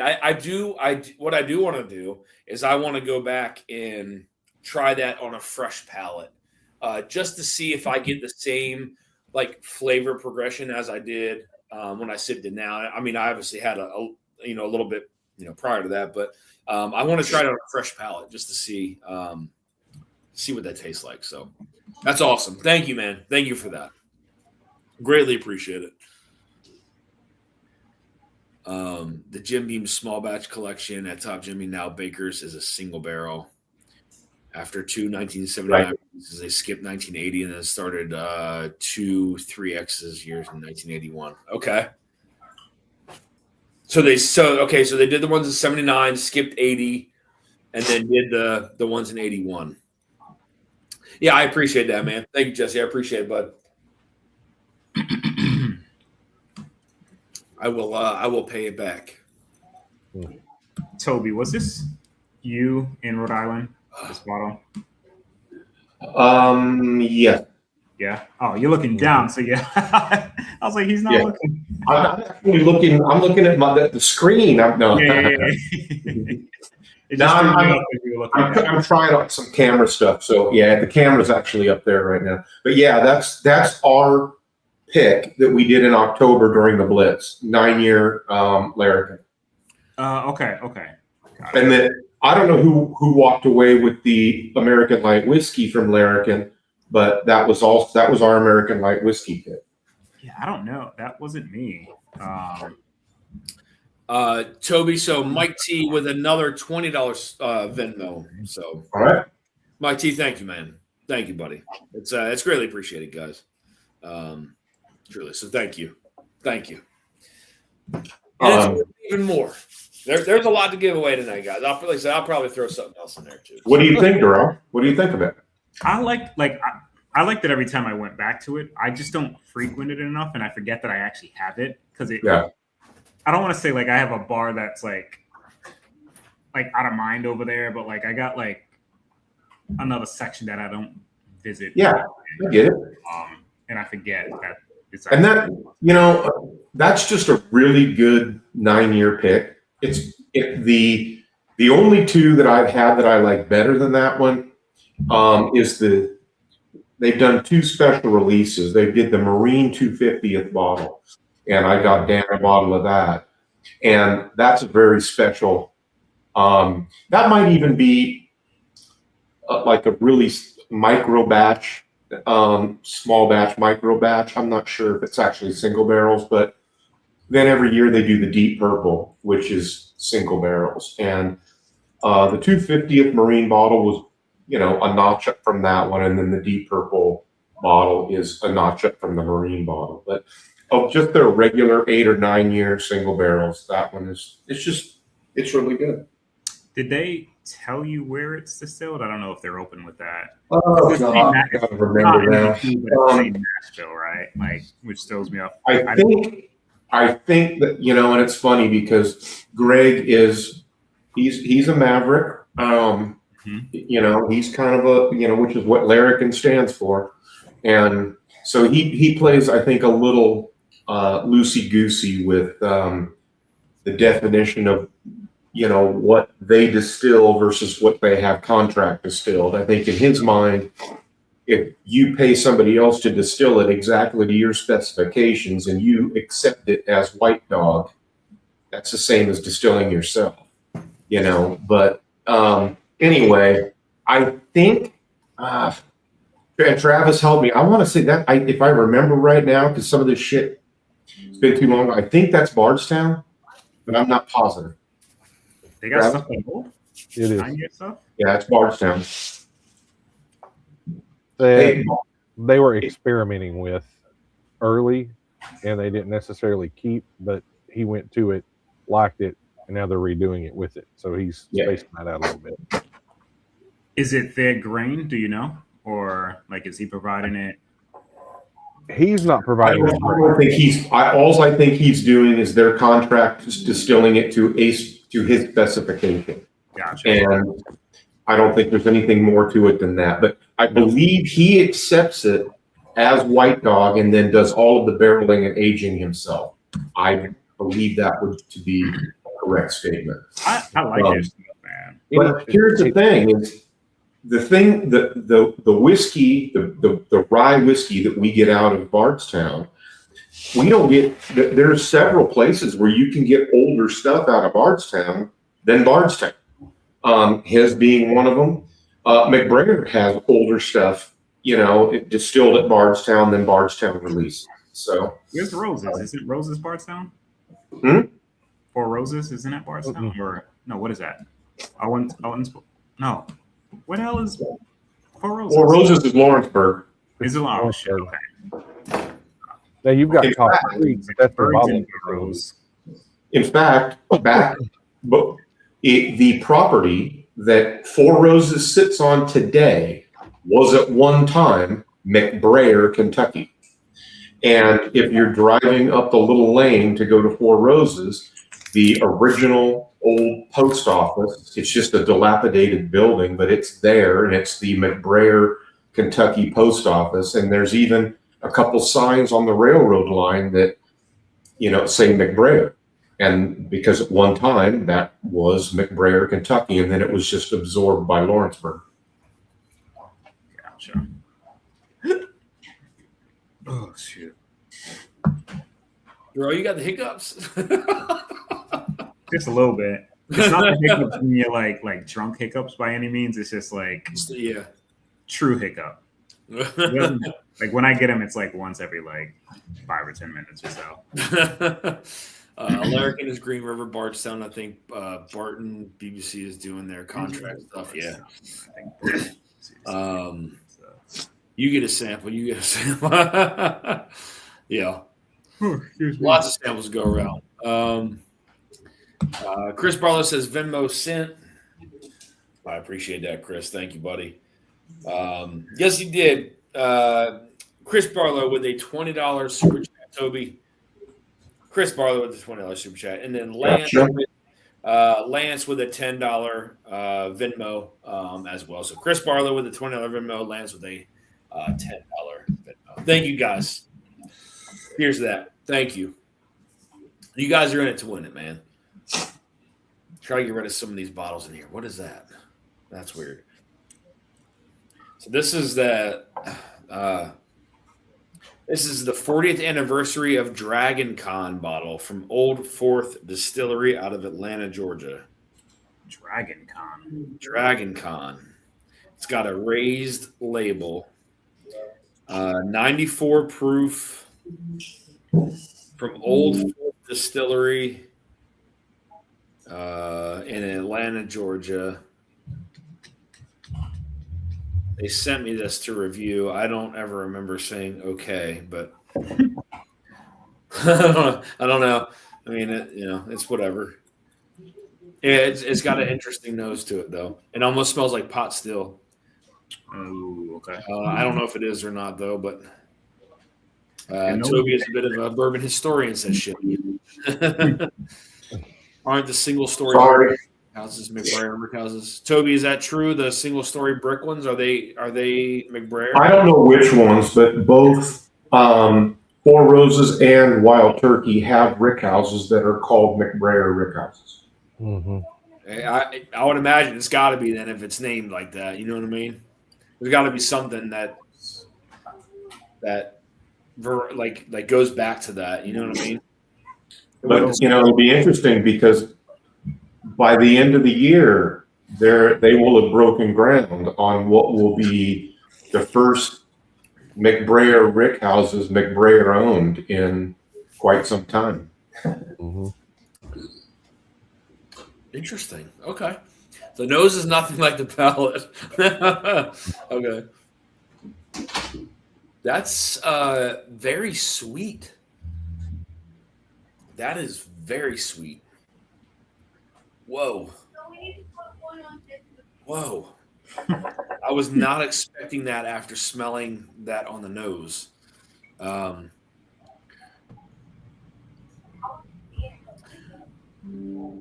What's up, stud?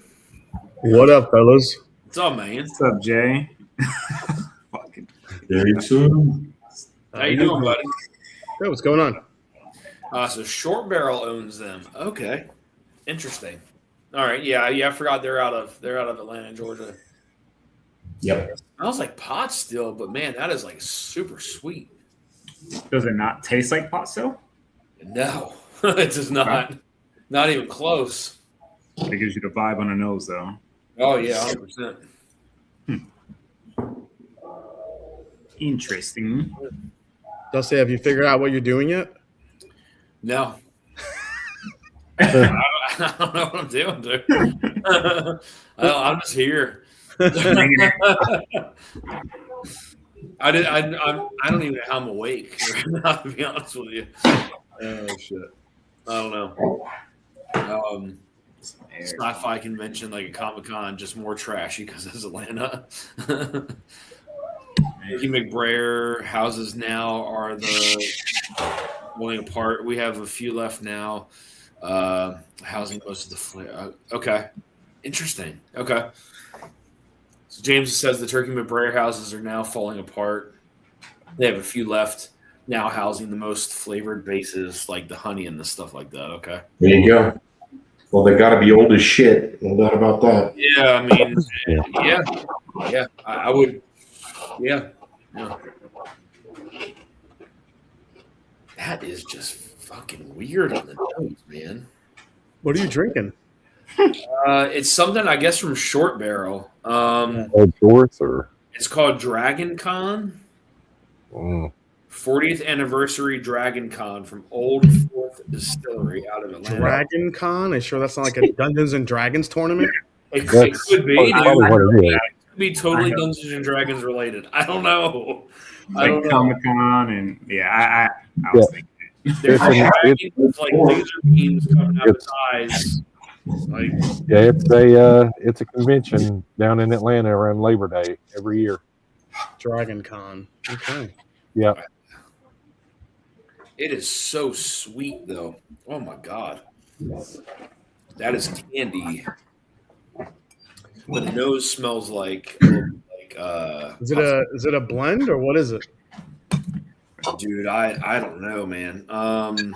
It says produced and bottled by Old Fourth Distillery out of Georgia. That's it. That's all I have.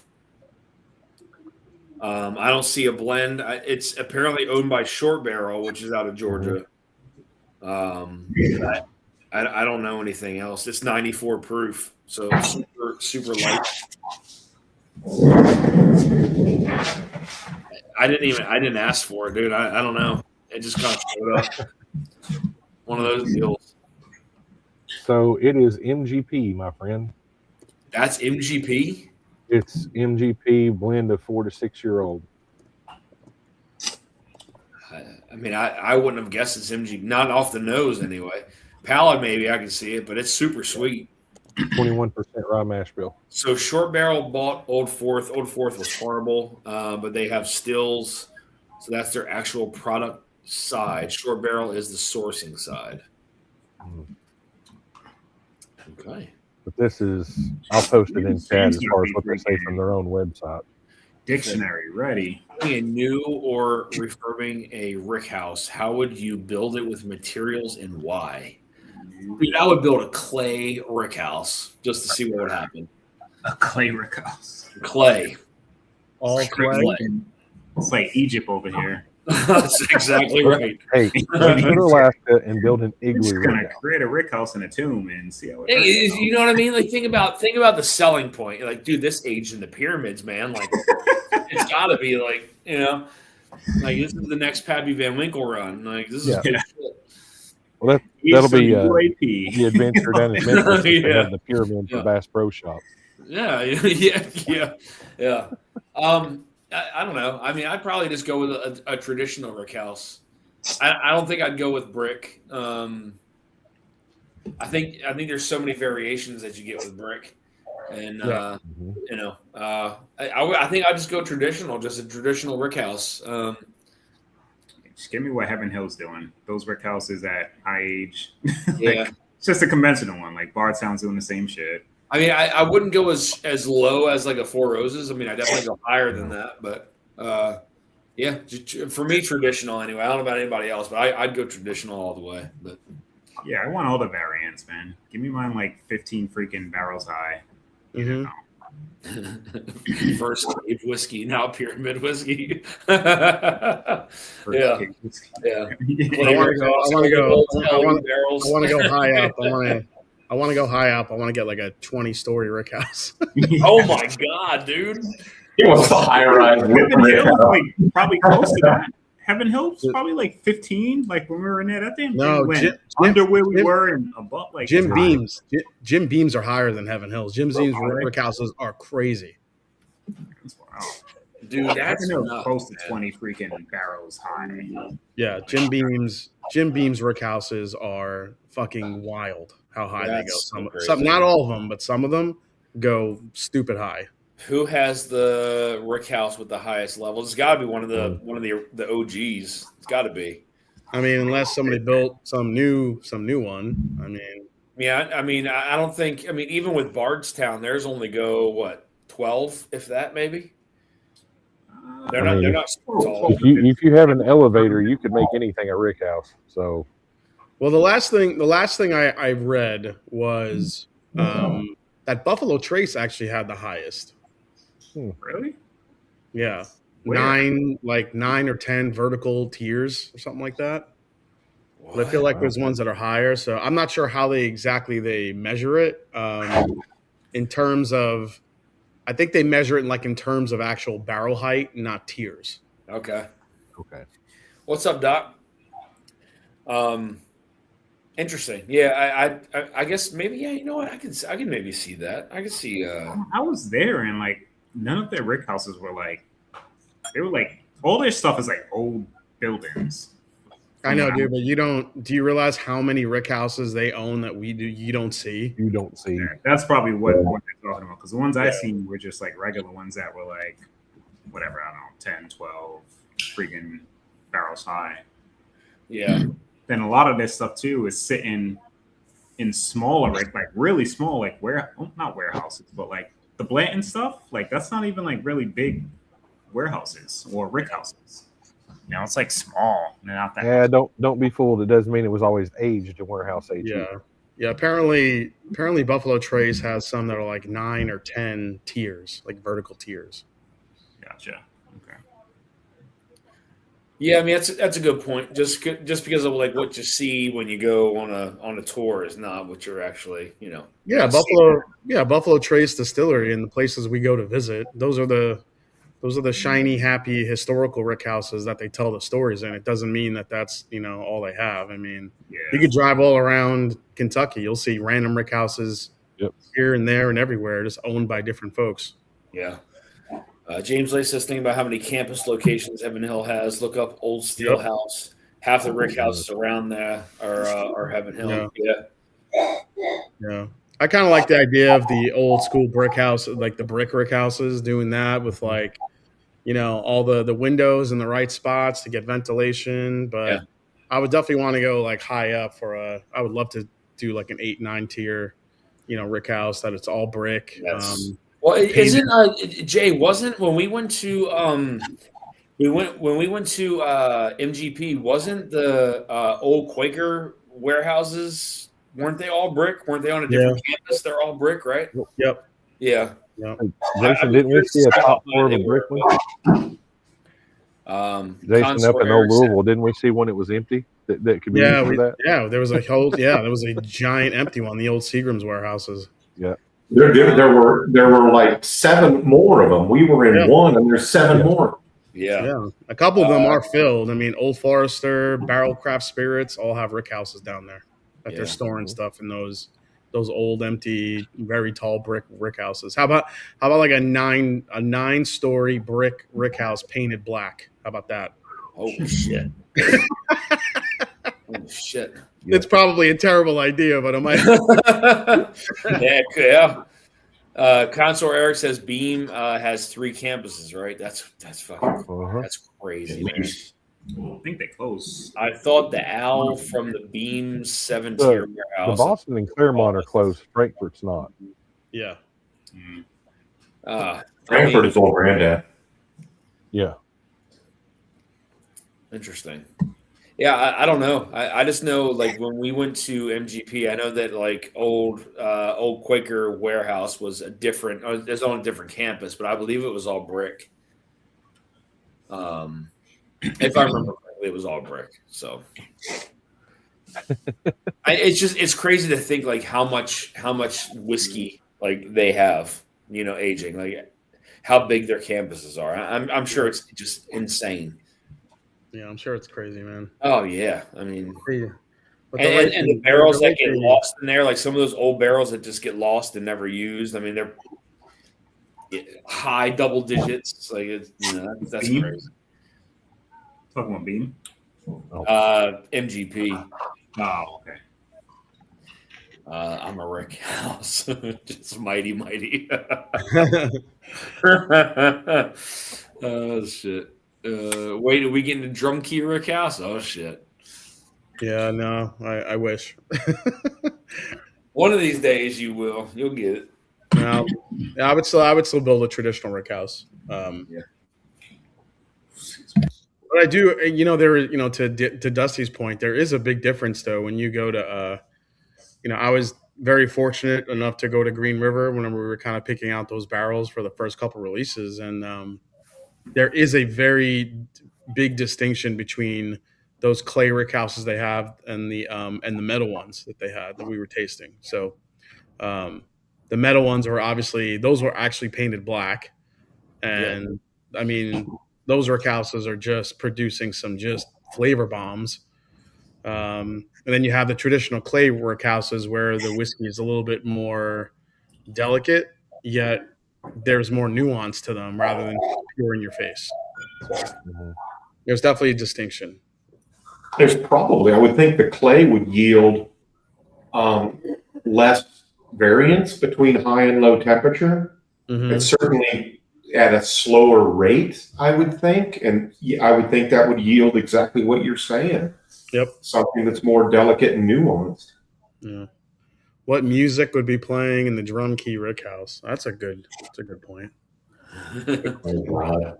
It would probably be it would probably rotate it between like Rush, The Killers, Gojira, Muse, a couple of other bands. NWA. Make them barrels bounce, man. Yeah. Yeah, I'd definitely be playing some old school 90s rap and hip hop in there, some Dr. Dre and shit. Yeah. I'll choose my music depending on the mood I'm in. I'll be like, oh, Jason's in a bad mood. He's playing fucking death metal in there. Don't go in there.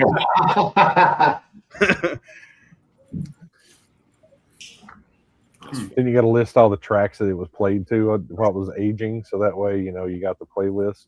Yeah. So the tiles, it keeps the rick houses cooler in the summer, warmer in the winter. Aren't rick houses mainly painted black because it slows the mold growth on the outside? No, it doesn't slow it. It's there to hide the mold growth. Yeah. That's why they're painted black. The Hardins Creek were supposed to highlight the differences from different height warehouses. Yeah. Well, yeah, that was the owl, the beaver, and the mushroom. And the mushroom. Oh God. You said that magic word. Chat's gonna blow up now. What magic word? Jason mentioned the beeve. Yeah, Heaven Hill has 57 rick houses located on 6 different campuses. What? What? Fuck. That's insane, man. 57 rick houses. Kevin Hyde, slow, same difference. Yeah. Dude, how do you even maintain something like that?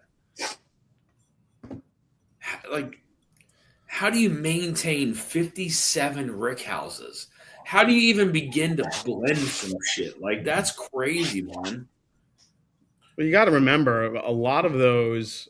Most of the the rick houses that you see are hiding, or not hiding, but aging new make.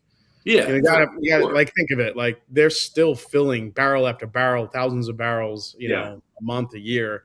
A lot of those go into are new make. They're just sitting there aging over time until they get moved to certain areas.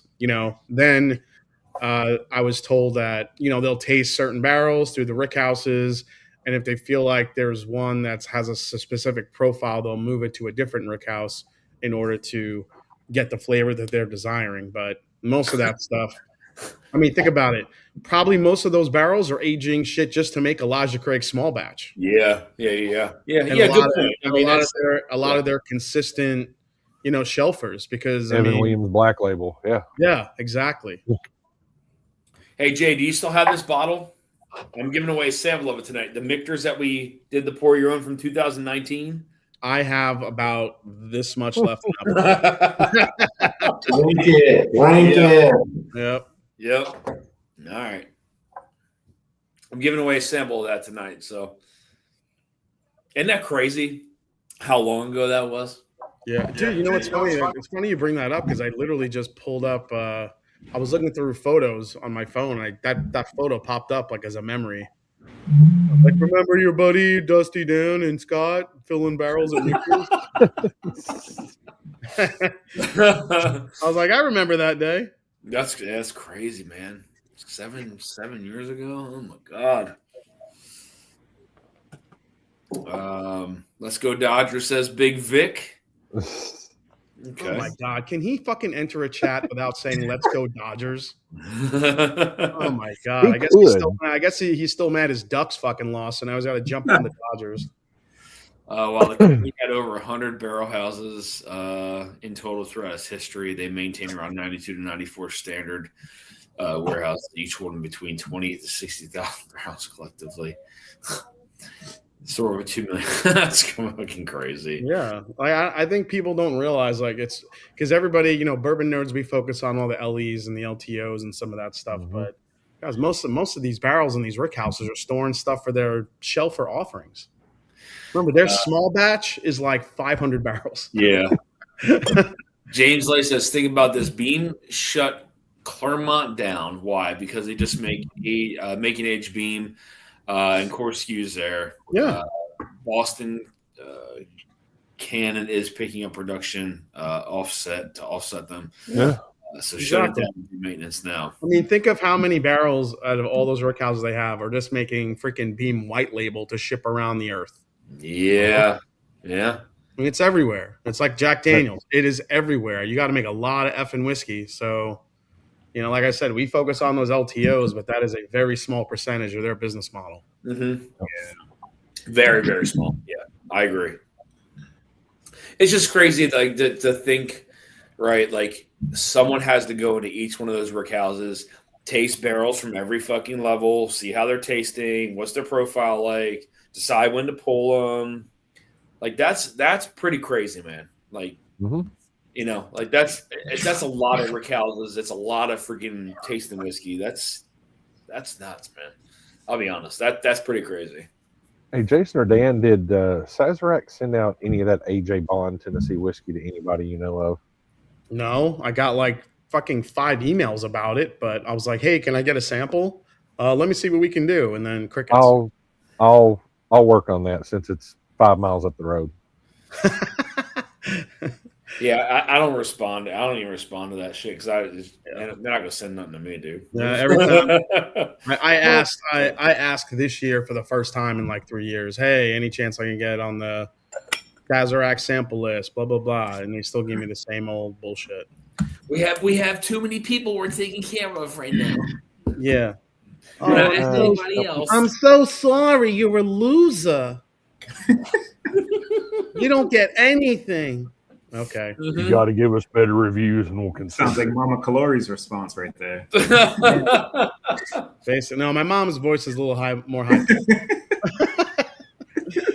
Yeah, I told you guys I try every year with Buffalo Trace and I stopped. They're like, no man, we're not adding any more people. Thanks for the support. I was like, But then some that end up with it, and you're like, okay.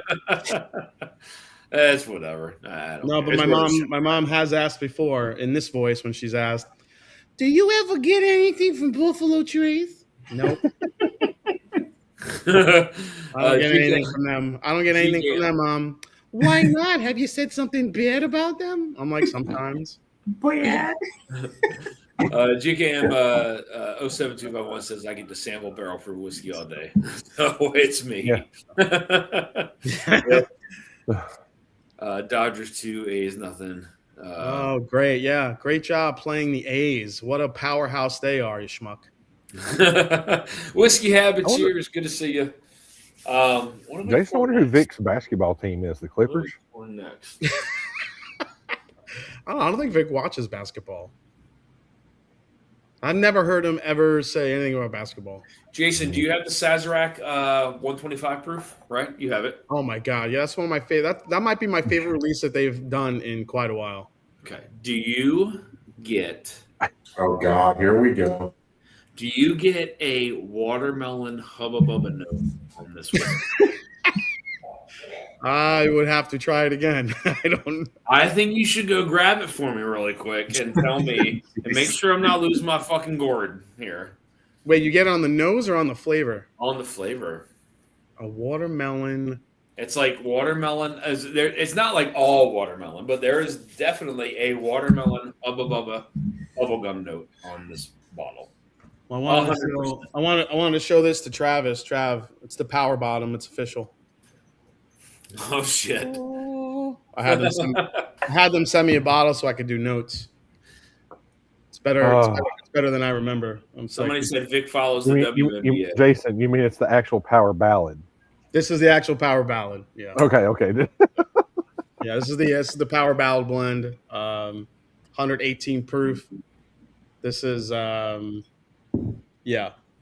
It's kind of funny because we're talking about Buffalo Trace, and it actually is kind of Buffalo Tracy, that blend. It's like cherry, grapey, this big punch of proof, and then it's got like this aged wheated bourbon and oak finish on it. It's so delicious. Said Power Bottom. I thought there was something different. No, it's Power the Ballad, Power Bottom. Power Ballad. He only achieved the bottom quarter of every barrel, so that was the power bottom. That would be the Power Bottom, yeah. So he likes the short barrel. So Anyone else? It's only in the bottom of the Yeah. I don't know, man. I just there is a weird. I reviewed it and like I couldn't stop laughing during the review because like I kept getting like this weird like. I'm just scared. I'm just scared you're gonna get me like I'm gonna go grab it. Is that why you don't know what you're doing? Because you keep smelling watermelon? It's tasting it. It's not on the nose. It's like it's on the palate. It's weird, man. Did you figure out what you're doing tonight? Did you do a blind? You just no, I didn't do anything. I just showed up. Dude. Whatever. You showed up. I don't know how I'm still awake. Put together a sample giveaway and called it good. Right. I am. I'm still up. I think. Yeah, your eyes are open. This is not a dream. They're open. Whether I'm home or not, I don't know. But. And if this is a dream, I don't know why you dream about me and Toby at the same time. And you need better dream subjects if this is a dream. If you're not awake.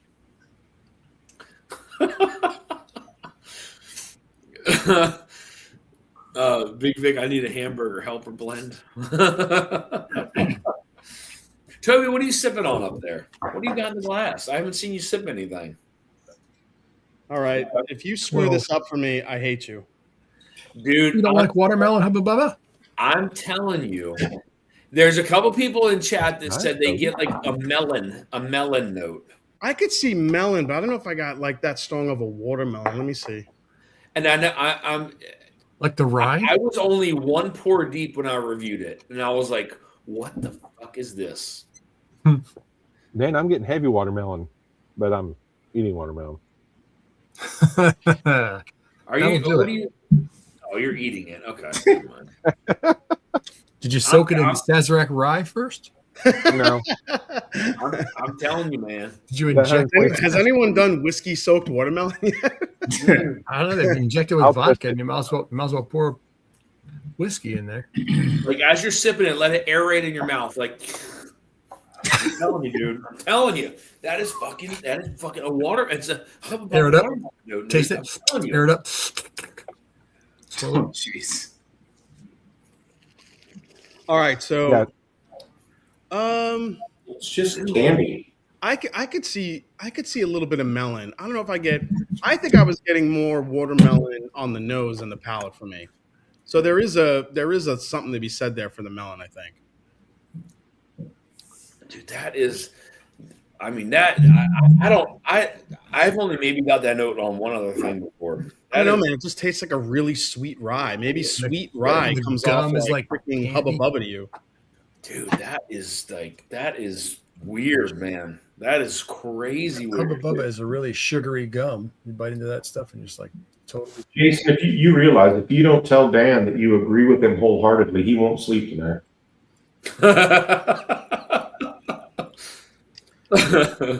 Pureed watermelon and bourbon summer drink. I feel like I got more melon on the Yep. 100 proofer versus this one. Sounds good. So Chef. I don't know if I'm getting it on this, Dan, but I think there is something to be said for a melon note on the Sazerac rye for sure. no, it could also be a difference in what batch they come out of too. Right. And we need to look at the laser codes for that, right, No, Travis? no, I wasn't going that route. No, I was just saying that. That's all. Let me check that laser code. What do we got? There's whiskey habit. Whiskey yours Habit says have- melon does is in yours your have face when three- when you're trying to power bottom is normal. Does yours have 3 zeros and 45 ones? No. No, mine has a niner in there. Niner. He's saying niner. Whiskey Niner, yeah. Minor 49er. I when I reviewed this, I recorded I couldn't stop laughing because I didn't think it was real, and I was like, you know what, Dan, you only had one other pour prior to this. Like there's something weird going on here. I don't know, man. I just there is a weird watermelon note, and there's only one other whiskey I've ever had it with. Very weird, but. Let's see if you can talk me into it. Oof. I forgot how good that stuff is, man. Shit. That is shit. It's just- I'll be honest with you, man. That might be my surprise whiskey of the year. To be honest with you, I didn't think it would be that good. And I it think is. that one's right up there with the OGD 117 for the biggest surprise. Mm-hmm. The 7-year OGD. Yeah. Especially at the price point. The only thing about the foolproof is I'm curious if they still kept it at a minimum of 6 years. I agree with Dan. I've never had it, but I'll back you up.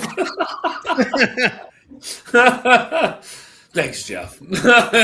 I'll be able to sleep tonight now. With artificial watermelon flavor, it tastes like the rind smells, but that Saz 125 has a sweet melon note, honeydew, cantaloupe. I'm trying to think. There was a whiskey I had, it might have been last year, that had such a distinct watermelon note on it. I'm trying to remember what the hell it That's was. what I'm saying, dude. I can't think of what it is, but I know I've had that one other time. I know I have one other time. I don't know what it is, though. And it might have been a rye too. You don't I don't think know, it dude. was? Wait a minute, Jay. Wait a minute. Didn't your where's that bottle? Your freaking New Holland. Didn't your New Holland have watermelon note to it? New Holland can get watermelon notes, and also Driftless Glens can get watermelon too. I have your pick of that somewhere. Where is that? Look, Dan's on the hunt to find more Most malted watermelon. ryes are a lot more peach.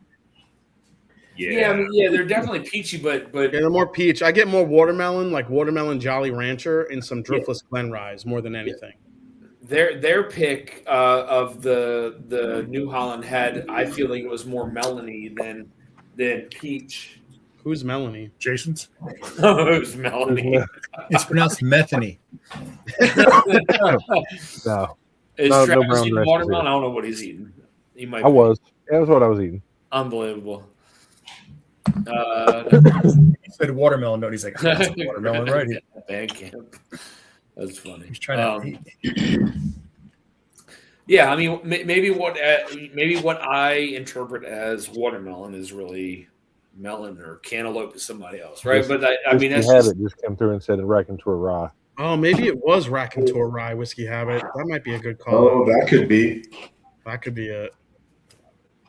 I got that over here somewhere.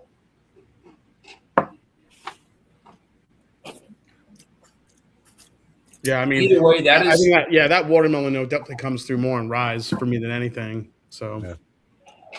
Has anybody else noticed, and maybe it's just me, but like some of the really good rye whiskeys that have come out these last couple of years have those good kind of berry notes to it. Is it just me? Like the Old Forester President's Choice Rye.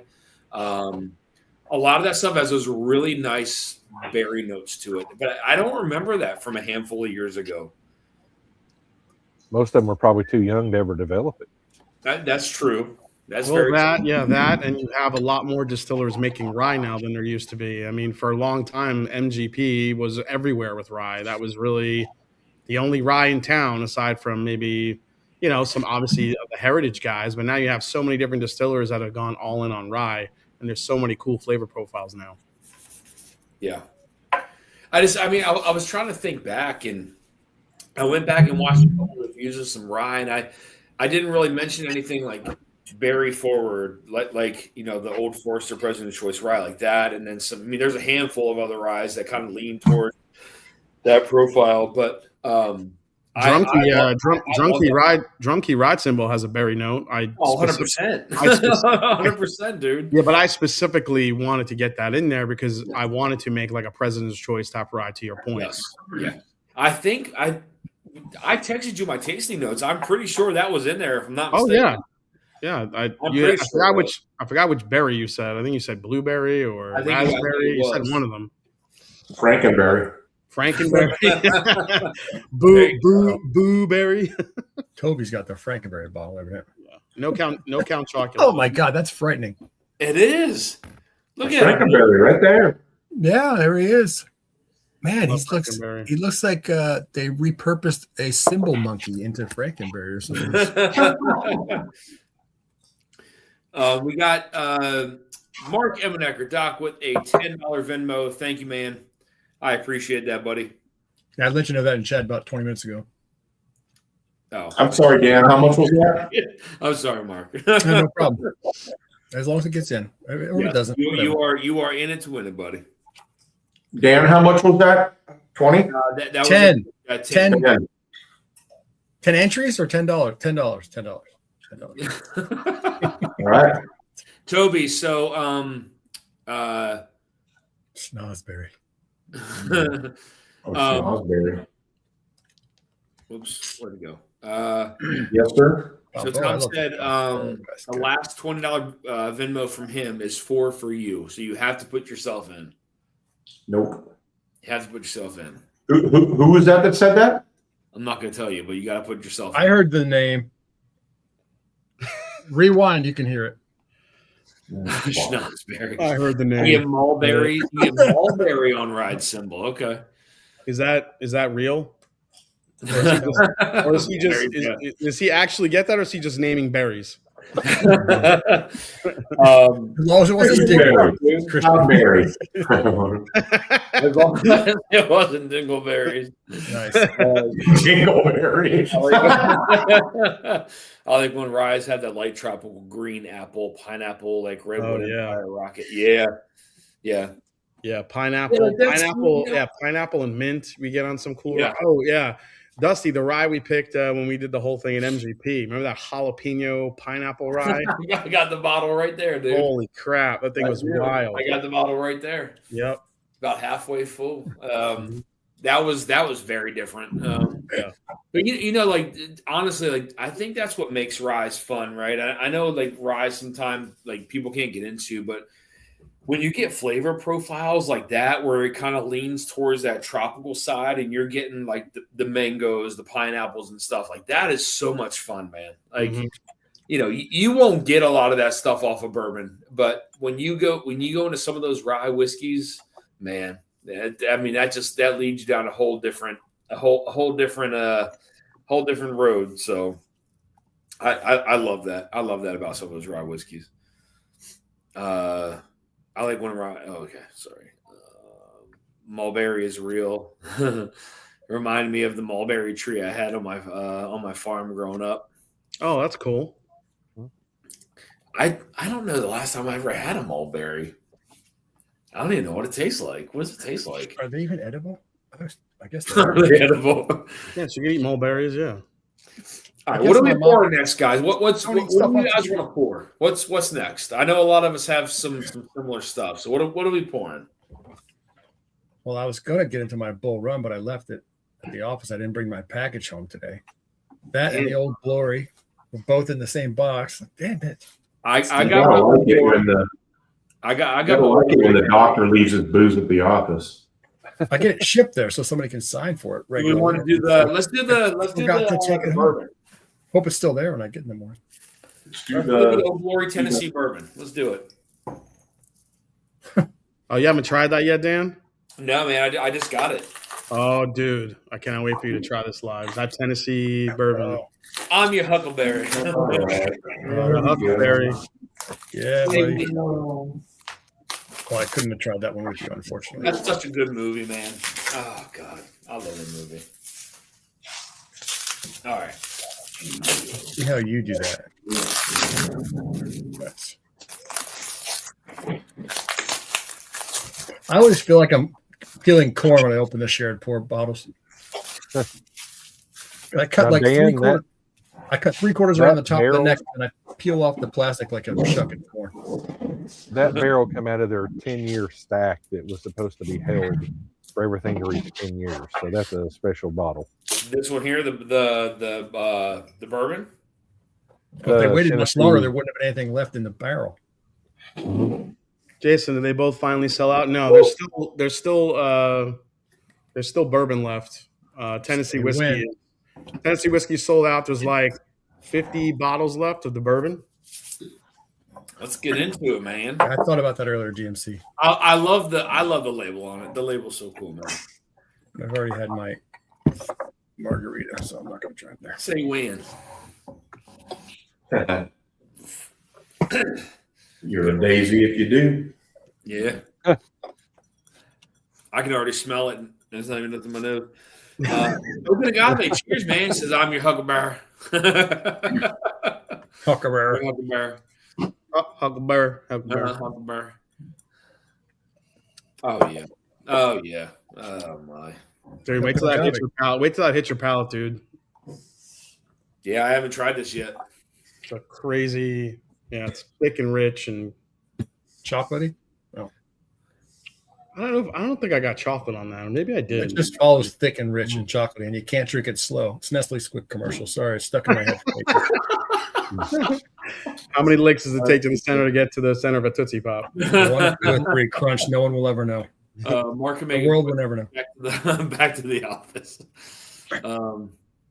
Jason, did they finally? Okay, yeah. Yeah, I mean, it's shit. I mean, you said there's still what, bourbon left? Yeah. Yeah. God, I love the nose on that, man. It's delicious. Nice pick. Yeah, I mean, we had a killer pick team that day. Plus, we had Adam Shelton climbing barrels like it was his job. That is on his off time. I know. Oh, dude, that's good. Was he yelling parkour as he did it? Probably. It was Yellow Parkour when it did it. That's known as Paul Bear. Where I could get a sample if you ever come back. Sample of what? Travis, Southern Collective. Stoco one. Travis, did you go to the Stoco one? What's that? They so Southern Collective for I guess 2 years or so has been purchasing barrels from Old Glory, and that was really the first chance that I got to try any of it. And they actually went through and they bought one, I get about 7 or 8 months ago, and they double oaked it. But it was an older one, the pot still one. And James and them down at his store in historic Savannah, they picked it. Okay.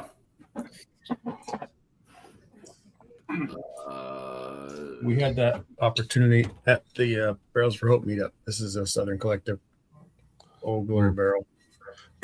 But I got them dipped in red, white, and blue because why not? Old Glory. There we go, baby. Okay, that's what I'm talking about, man. A little patriotic. Okay. Mark. Age at least 5 years to still. I'm with you on the patriotic side, man. Single barrel. It's a bottle 1 of 1. Your big team plus Adam Shelton. Poor Adam. Oh shit. Adam is such a good dude, man. Yeah. I love Adam Shelton. He's a good guy. I've had some really good conversations with Adam. He usually comes to hang out with you on Mondays. It's not too bad to look at. He's got a new place now too, so he got pretty hair. Oh, sorry. He's got a new place. Whiskey Habit poses a good question. Anyone else? We have so many good releases now. They're starting the deflation of reviews. I mean, it's like there aren't any true hitters now. Rittenhouse 10, Starlitch 106, subtle criticisms. Yeah, I think yes and no. I think it's harder. I think it's harder nowadays to impress, for sure, because there's just so many. Right. Not just the vast amount of bourbons that there are. Yeah. But there's so many like just good solid whiskeys, solid bourbons like that. I guess the question would be is what impresses you, right? Like as an individual, like what impresses you in a whiskey? And I think you got to look at it as like an exploratory kind of thing, right? Like for me, for me anyway, like I'm always open to trying anything, but things that are very different in profile are things that like I'm more so attracted to now. You get your typical bourbons and your stuff like that, but things that are just very unique that you just don't get to taste every day, right? For instance, something like an Old Glory, right? While the flavor profile may not be typical, like a typical bourbon profile, there's those nuanced flavors and something like this that kind of take you down this different road and this different path. And those are the kind of things I'm looking for, right? We all have so many traditional bourbons that follow that traditional bourbon profile, right? Yeah. If you look at it as a fan, like an open fan, right? Like we all have those. And then there's those. Not me. I'm just starting out. Yeah. And we all have those outliers, like those whiskeys that kind of go beyond the fan, right? That have those unique profiles, or maybe they're finished in something that's different, and it gives you a different profile, or whatever it may be. Something from a distillery that those profiles you just haven't tasted before, like things outside of that fan, that flavor profile window, whatever you want to call it. For me, those are the things that I'm attracted to. Like I want that stuff because we have so many of those traditional bourbon profiles, right? And I mean, yes, they're all different in their own special ways, but when you kind of go outside the realm of your boundaries and kind of explore a little bit, I think you find things that surprise you. Time for me anyway. I'll let somebody else talk. But I'm just saying what seems to really like wow people these days is something it's either rare and say what you want, but high age still moves the needle for a lot of people. Hazmat, and if you or if it's something like a stupid good value, something that's good but really cheap. Yep. Those are like the four things that everybody goes crazy for. Yeah, I mean, you could throw in like fancy packaging in there that moves the needle for some people, but you know. Or number 5 would be anything Buffalo Trace does. Hey,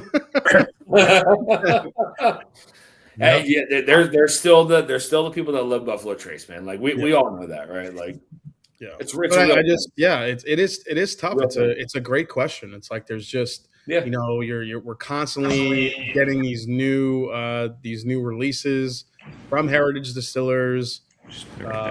It's just constant, and it's like, okay, well, why is this 22-year whiskey better than the 20-year one you put out last year? Or why is this 22-year better than the 25-year that I had from the other distiller? It's like, 22. Yeah, it's like at what point now do the age? Because at some point, all the high ages is going to start boring people too. Yep. Like, oh, another 25-year, another 22-year. Okay. Yeah. I mean, we should just pretend we're bored by it at a lower price. Yeah, I mean, you can see companies start to do exactly what you just said, Jay. Like, start to have and stock that higher age stuff. Let's just age it longer. The market's oversaturated. Let's just keep it in the barrel for a little bit longer. Things may start to pick up, right? And all of a sudden, you're starting to buy 20 to 25-year-old stuff. Like, you know, it could happen, right? It could. Yeah. But yeah, I think stuff outside that normal thing, right? Like, I think weeded bourbons have a great opportunity in the market. I think especially high age cast strength ones. There's not a lot of them on the market. 100%. I think weeded stuff can be very interesting, and we haven't really seen super high aged weeded whiskey outside of your, you know, what do you call them? Come on, help me here. I mean, NDPs, Van Winkles. Yes, thank you. Yeah, the Van Winkles, right? Like outside of that stuff, right? Like you haven't really we haven't really been able to explore the higher age, you know, deep end of the weeded stuff from other places than there. So, but I just, you know, it like that kind of stuff fascinates me, right? Like. Yeah, we all kind of fall. We all have our own fan, right, if you will, like where we see things. But it's falling outside of that and exploring into those avenues and valleys and those roads, like where you find those interesting pours, man. Pappy Van Winkle has to be pissed, man, for years. That was the Pappy Van Winkle cornered the market on high age whiskeys. That was unobtainable. Now it's like 100%. Why do I have to pay $4,000 for a Pappy when I can get a Heaven Hill 22-year now for, you know, $300-$400 now? So yeah, I agree. Go screw your scalp, Pappy. Like, Kevin O'Malley's Heaven Hill too. Yeah, Heaven Hill's got that high age stuff, man. That's all they're putting out now. There's no everything's a new release. I've never seen this many new releases from Heaven Hill. Think about it. Yeah, but it is cool. However, but the restrictions on it, right? The limited, like that stuff kind of sucks. But yeah, like for instance, like the William Heaven Hill 19. Come on, like that stuff's great, man. Even just like that was kind of William Heaven Hill 19 is a very rare, like specialty, whatever you want to call it. But their releases that they've been doing that are just, you know, for the norm. They kicked off the year. We got a high aged ECBP rye. Yep. No regular ECBP bourbons. No Larceny barrel proof anymore. Yeah. But we got a Heaven Hill 22. Yep. We got the Deatsville special release. Yeah. We got Elijah Craig 15 that came back. Yep. We got Elijah Craig 21 that came back. Yep. I mean, it does not stop. And now they're adding age statements. We got Rittenhouse 10-year. Yeah.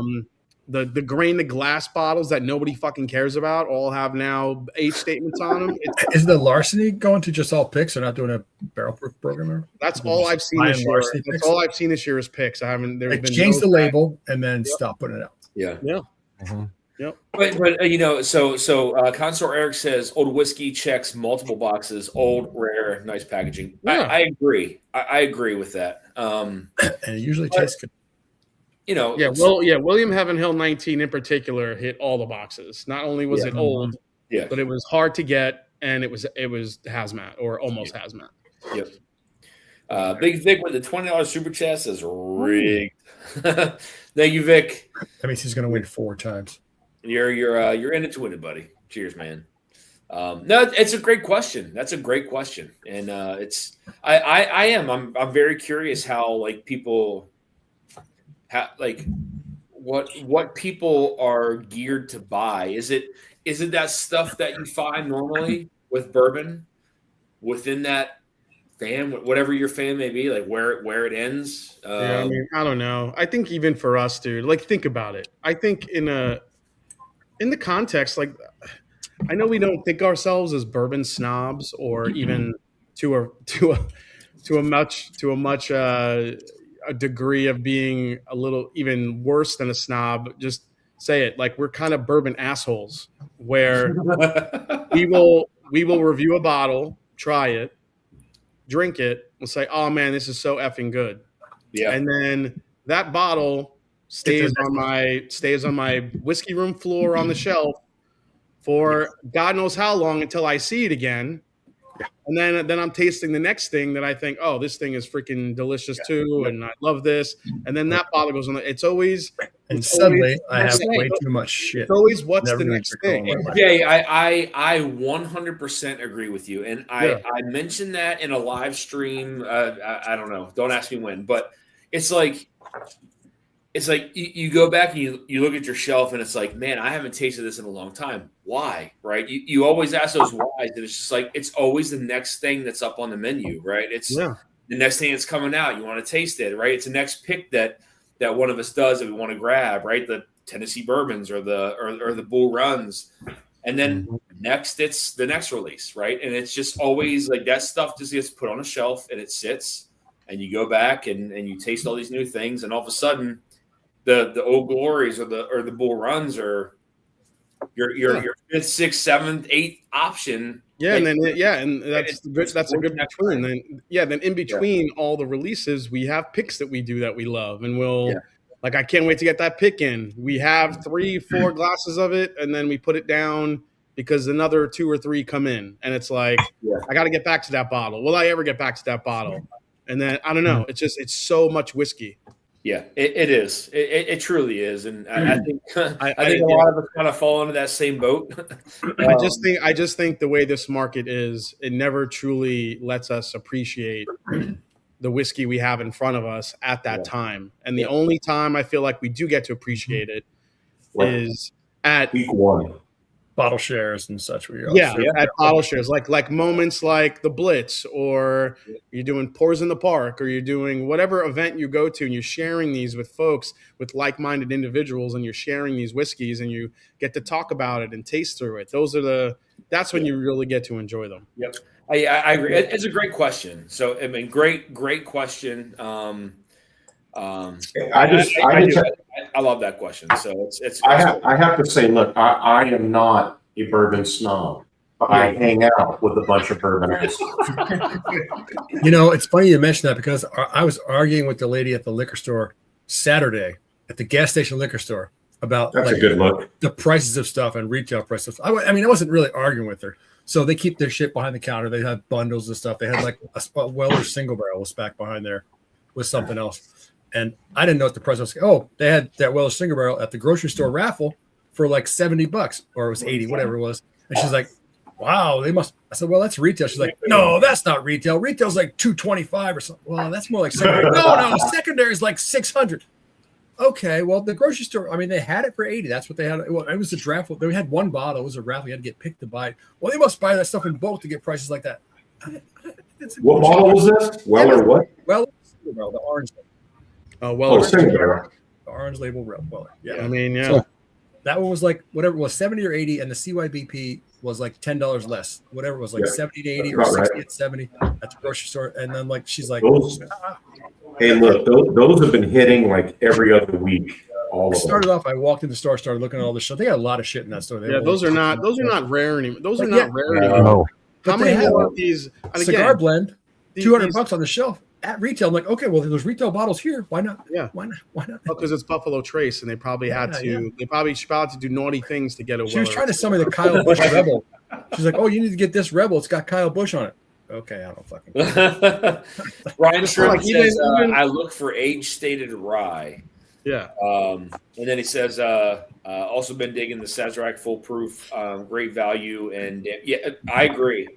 Dude, that 125 proof Sazerac, that's great. It's so That's good. a good bottle. Like, Even the like where are we with these bourbon hunting videos now? It's not exciting anymore because you could walk in any there's Buffalo Trace now everywhere. Who cares? yeah, there's LEs. There's LEs on the shelves now. Like, just Like sit- like nothing against Bruzel. Like love Bruzel, but he was on my channel and stuff. And then, but I saw a video that I think popped up either yesterday, or the day before, and it was another thumbnail of him in front of his shelf with like 15 different Buffalo Trace bottles. Cases of Weller. Yeah, and I'm just like, this isn't like wow anymore. This is kind of the norm. But it's The thing with it is.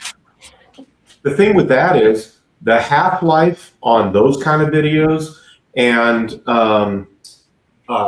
the secondary market is kind of the same thing. They're both going to dry up at exactly the same time. The bottle hunting videos and the value of the secondary market. yeah. Yeah, it's just like one of those things where it's like, okay, like it was like, oh, cool, he found a Weller. Like it was exciting. Now everyone's fucking finding Weller. They're dropping Weller and CYPBs and freaking cured oak and 4-grain at Buffalo Trace, for God's sake. Yeah. It's you know what that means? It means that there's too much damn whiskey, and now you can just get whatever the hell you want without having to watch somebody else for the damn thing. It's just not exciting anymore. At least So for how me. many foolproofs did you get in Ohio, Jason?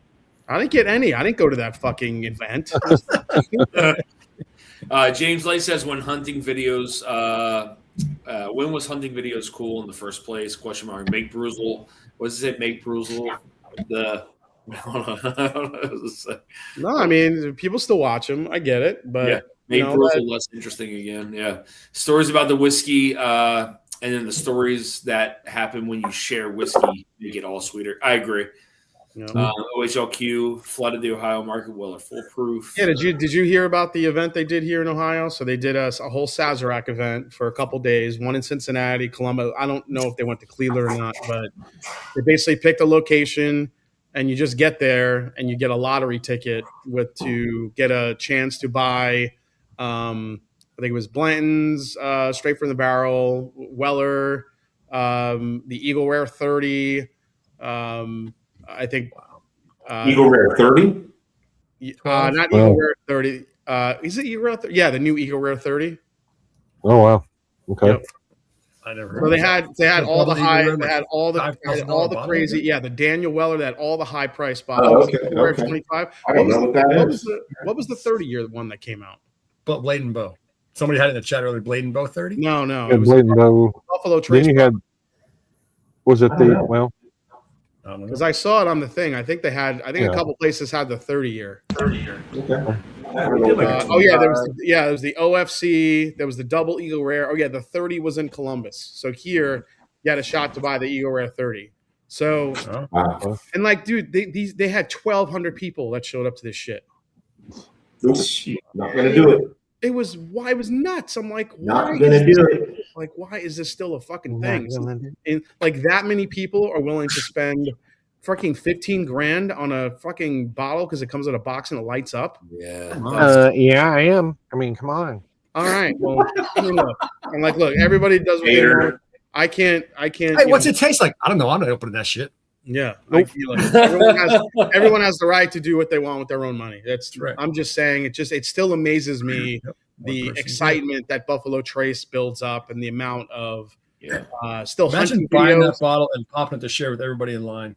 right? Yeah. Wouldn't that be amazing? Yeah. Yeah, like I don't know, just like the amount of excitement that still Buffalo Trace commands, whether it be hunting videos, whether it be going to buy a raffle ticket. It's still, with all the whiskey out there, it's Buffalo Trace still somehow has this magic over everyone. It's just, it's wild. Yeah.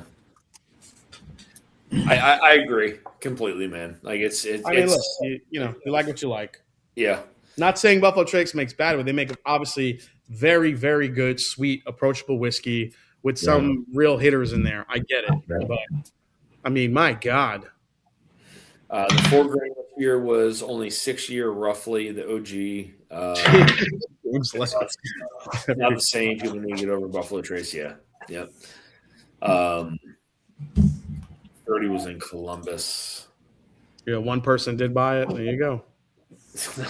They had Eagle Rare lottery, $12,500.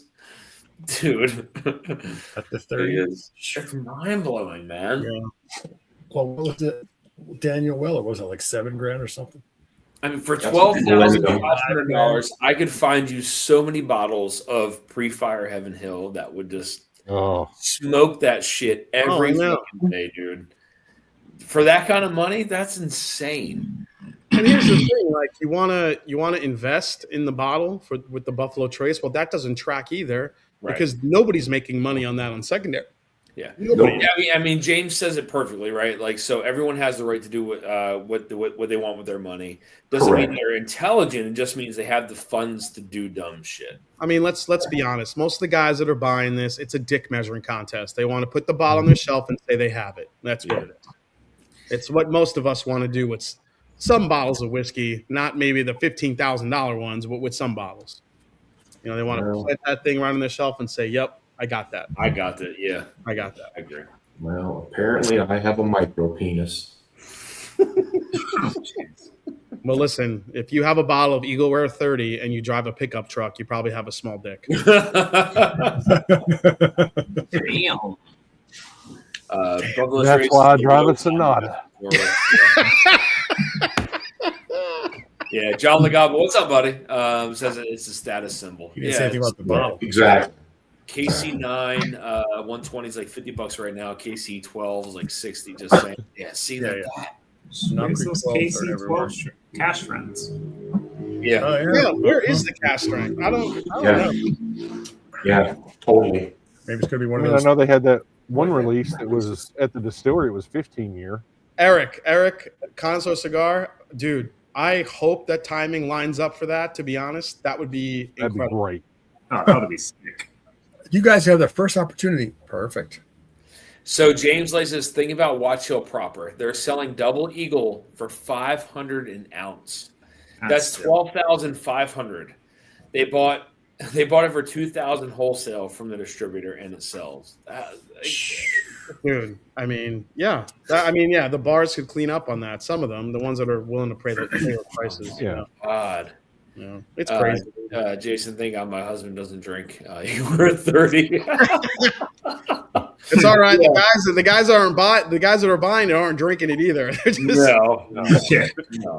No.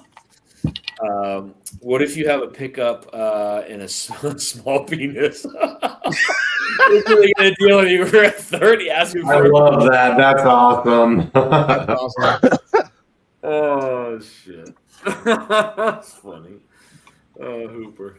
Look at this. Speak of the devil. This guy probably, he's in Worthington, Ohio. He just put a Weller Millennium on secondary. Let's see what his asking price is. Yeah. $4,800, and he's got no Delicious nice is the flippers make it hard for those of us that just want to drink some of the rare. Not for long. Impossible to find anything on the shelf in Kansas. Damn, yeah.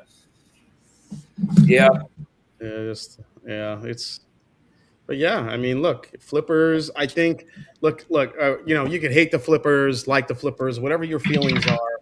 The market has definitely made it tougher for them, and I think that has made them more aggressive in not only trying to scoop up a lot of these rare releases, but also their pricing models, especially off the bat. Yeah. Because as soon as a rare release comes out, they are the first one that gets it up there is putting it up for at least $1,000, if not $2,000, depending on what it is. Yeah. Like look at the Bullet 20 year, that Hazmat Bullet 20 year hit secondary, $1,000. They're asking for that bottle already. That's stupid. And it's a fucking bullet. Someone will bite the bullet. It's MGP Rye too. It's not even like MGP Bourbon at 20 years. Like, yeah. Yep.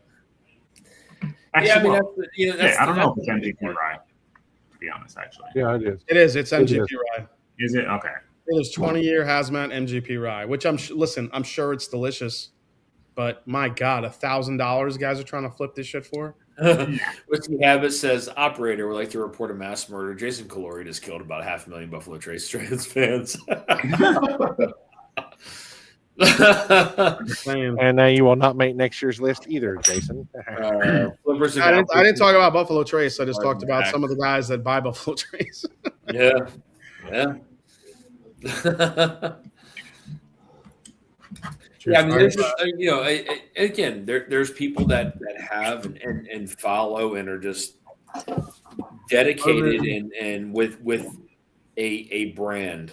It's a real thing, but there's so much better out there, to be honest with you. Yeah, John McGalba. Yeah, John McGalba. You're completely right. It's as much as people shit on flippers. For many, it's the only way we can get some of these special bottles. It's true. That's true. It is. It is very true. Jason hates Buffalo Trace so much he put his logo on one. This is why folks need to get educated by watching you guys and finding different values. Yeah, but again, what we call gems and values may be very different to someone else, right? So as I was saying, like if you open up the fan, right, like it's thinking outside that box, right? Whatever your fan may be. Right, maybe it's all Buffalo Trace, right? Maybe it's Elmer T. Lee all the way to whatever it is. It's being able to kind of branch outside of that and see the value and stuff that for sure Buffalo Trace, right? And there's a lot of stuff way better. Yeah, look, as much as some of the secondary pricing bothers me. There are most of the bottles that you're looking for if you can't find it locally. Most of them are priced pretty reasonably, aside from obviously. If it's brand new, like when the Turkey Archives hit, that was going for over $2,000 in the beginning. Yep. Heaven Hill 22 year was going for close to $2,000 in the beginning. Yep. Obviously, once it cools down, the market starts to plateau a little bit, and then the market, and then it kind of stays around that price range. But it's just interesting how also some bottles affect others, and I'm not sure. How this works or how it gets controlled within the secondary market. It's very interesting to see some of the trends. Obviously, we could never do like a study on this because it's completely illegal. But when you talk about like when the archives hit, when the Turkey Archives hit, after like most of the bottles cleared out for like the beginning, there's still bottles obviously now you can buy after the market. It's kind of come down. You get a bottle now for $700 or $800, which is still very expensive, but it's not the $2,500 it was when it first started.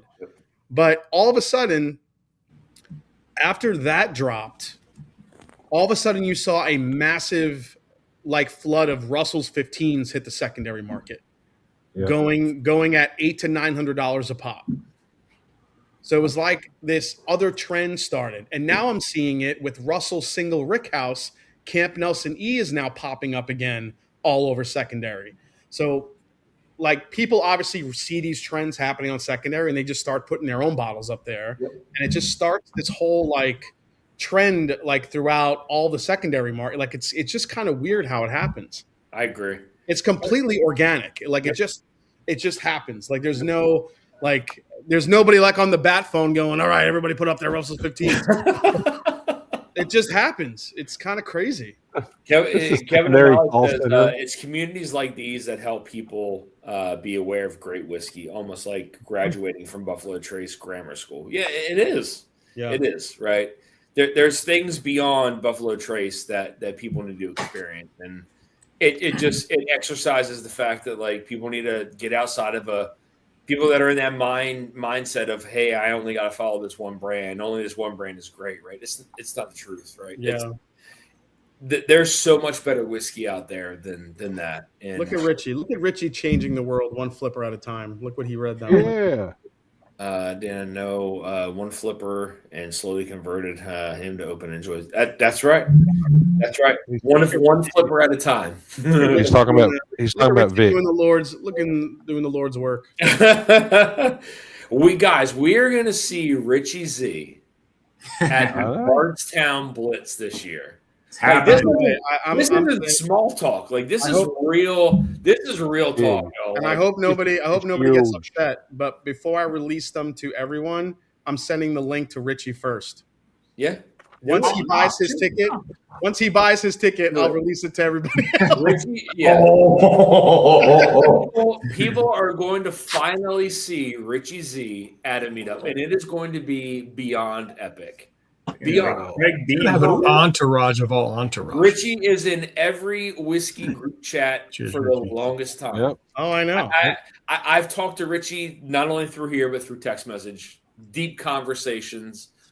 I cannot wait to meet Richie Z in person at the Richie, I'll probably cry. I'll be honest with you, man. Like I get emotional in certain situations, dude. Like this is like real deal shit. Don't say you're going to cry. Richie's not going to come then. Seems No, he like will. He's my He son. will. Richie's like, I feel Hey. bad. I can't come. Dusty Dan's going to cry. Yeah, I can't wait for that, dude. That's I got to head out. I got to work, and I have some videos to do tonight. But it was good catching up with you. all right, buddy. Yeah. Good night, Jay. See you, Good night, man. Jason. Been real as always. Cheers. Yep. Yeah, having to console Dan at 3 a.m. It's a chore. Yeah. Get out of here, man. I'm pretty well behaved, I guess I would say. Yeah, you are. Got some popsicles in the cellar. Oh, James Lay. Come on now. He's up. That's horrible.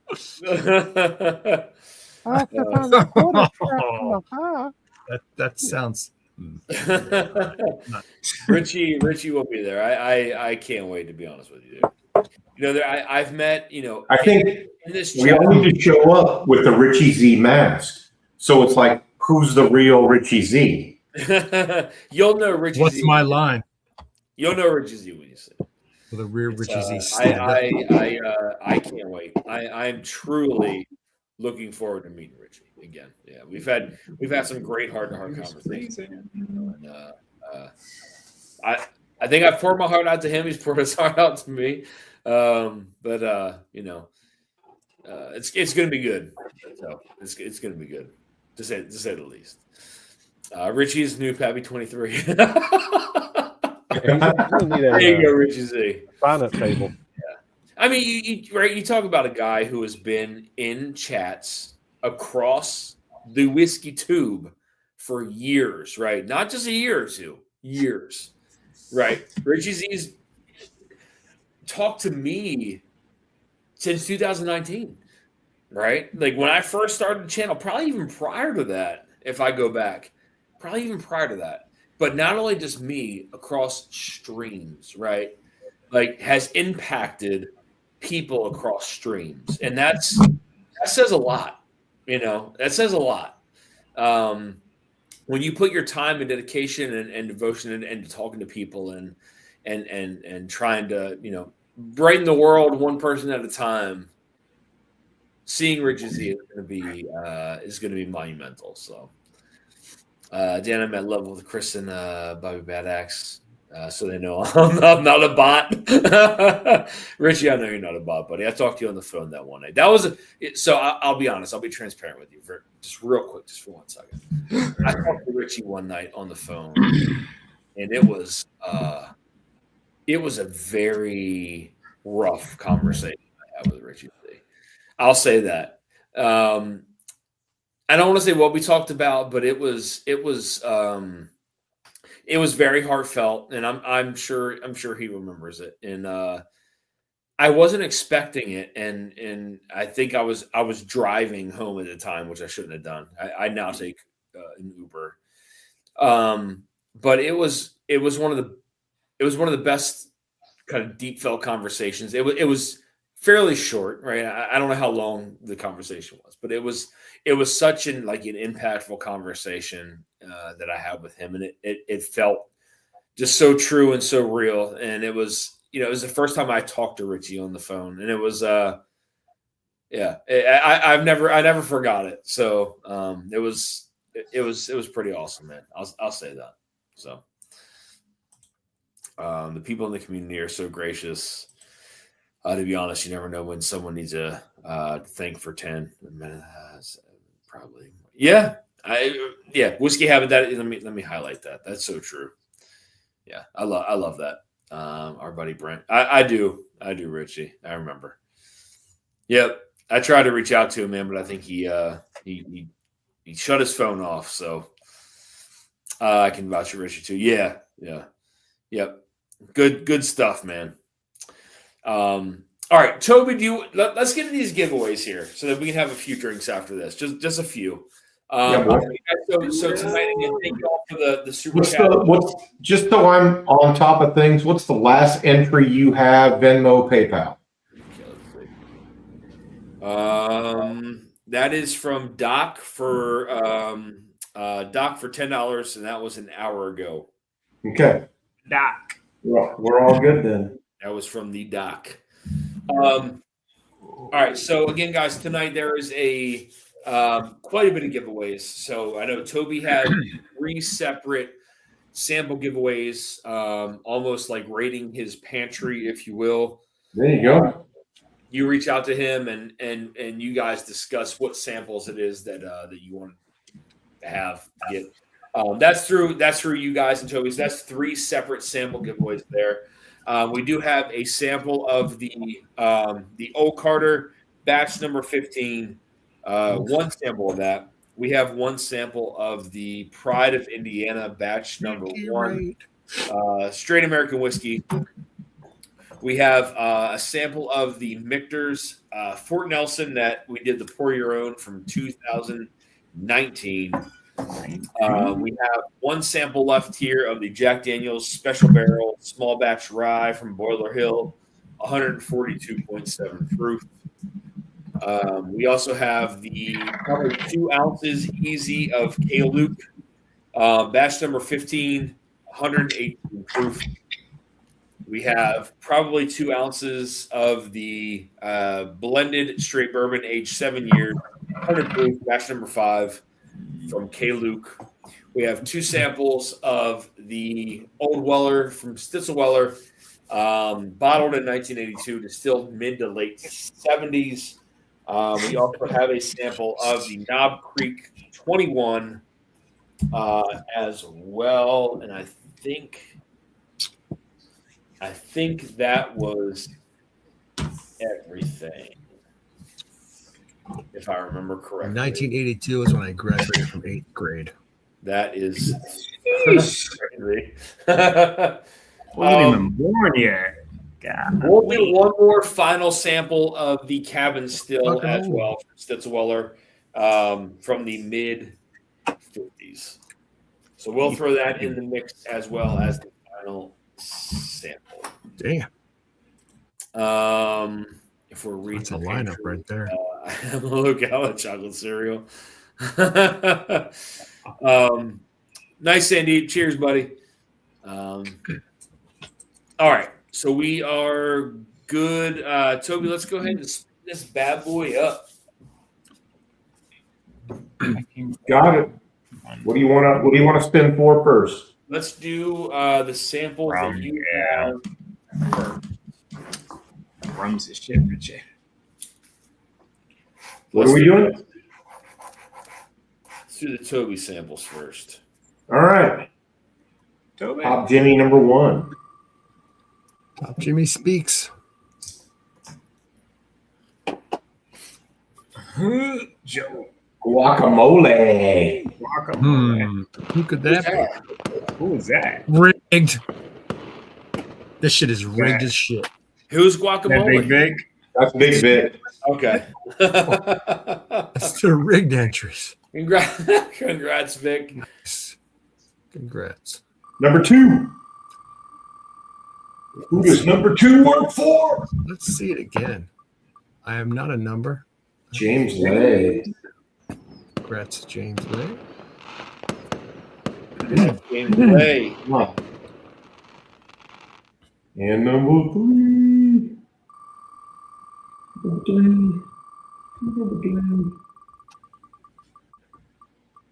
O'Malley.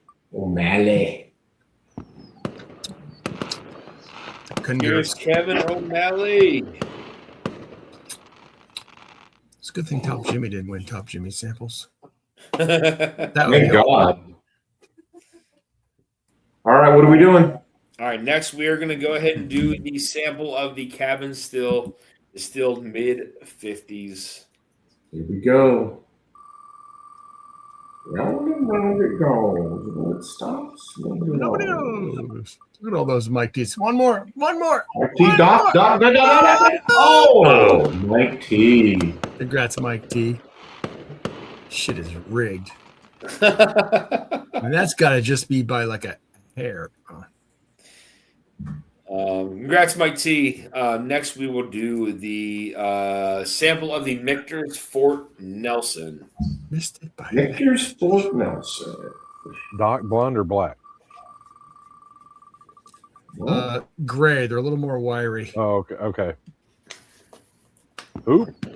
Slingshot. Slingshot. Right there. Correct, Brian. Congrats, Brian. Congratulations, Brian. Next, we will do the Pride of Indiana sample.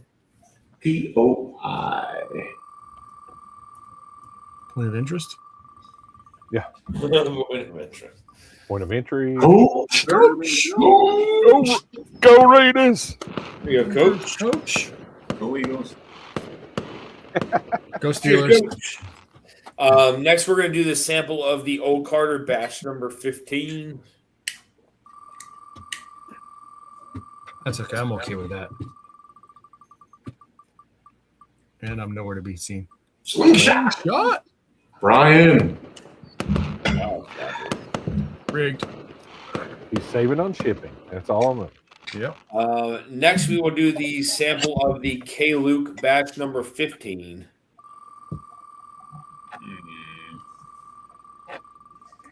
You have more than one K, Luke? I thought I heard you say 5. Yeah, there's another one. Oh. Oh. That's been a minute.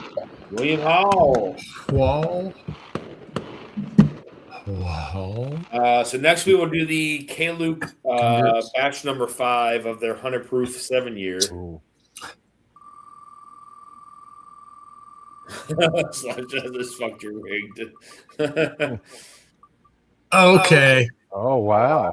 Wow. Brian is cleaning up. Sounds like a plan, Brian. I love this. I He's agree. getting like one of everything. F that rigged. So next we're going to do the sample of the Knob Creek 21.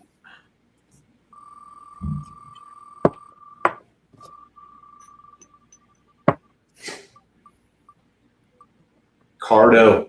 Ooh. Oh, Doc. Yeah. Woo. Yeah, me. Woo.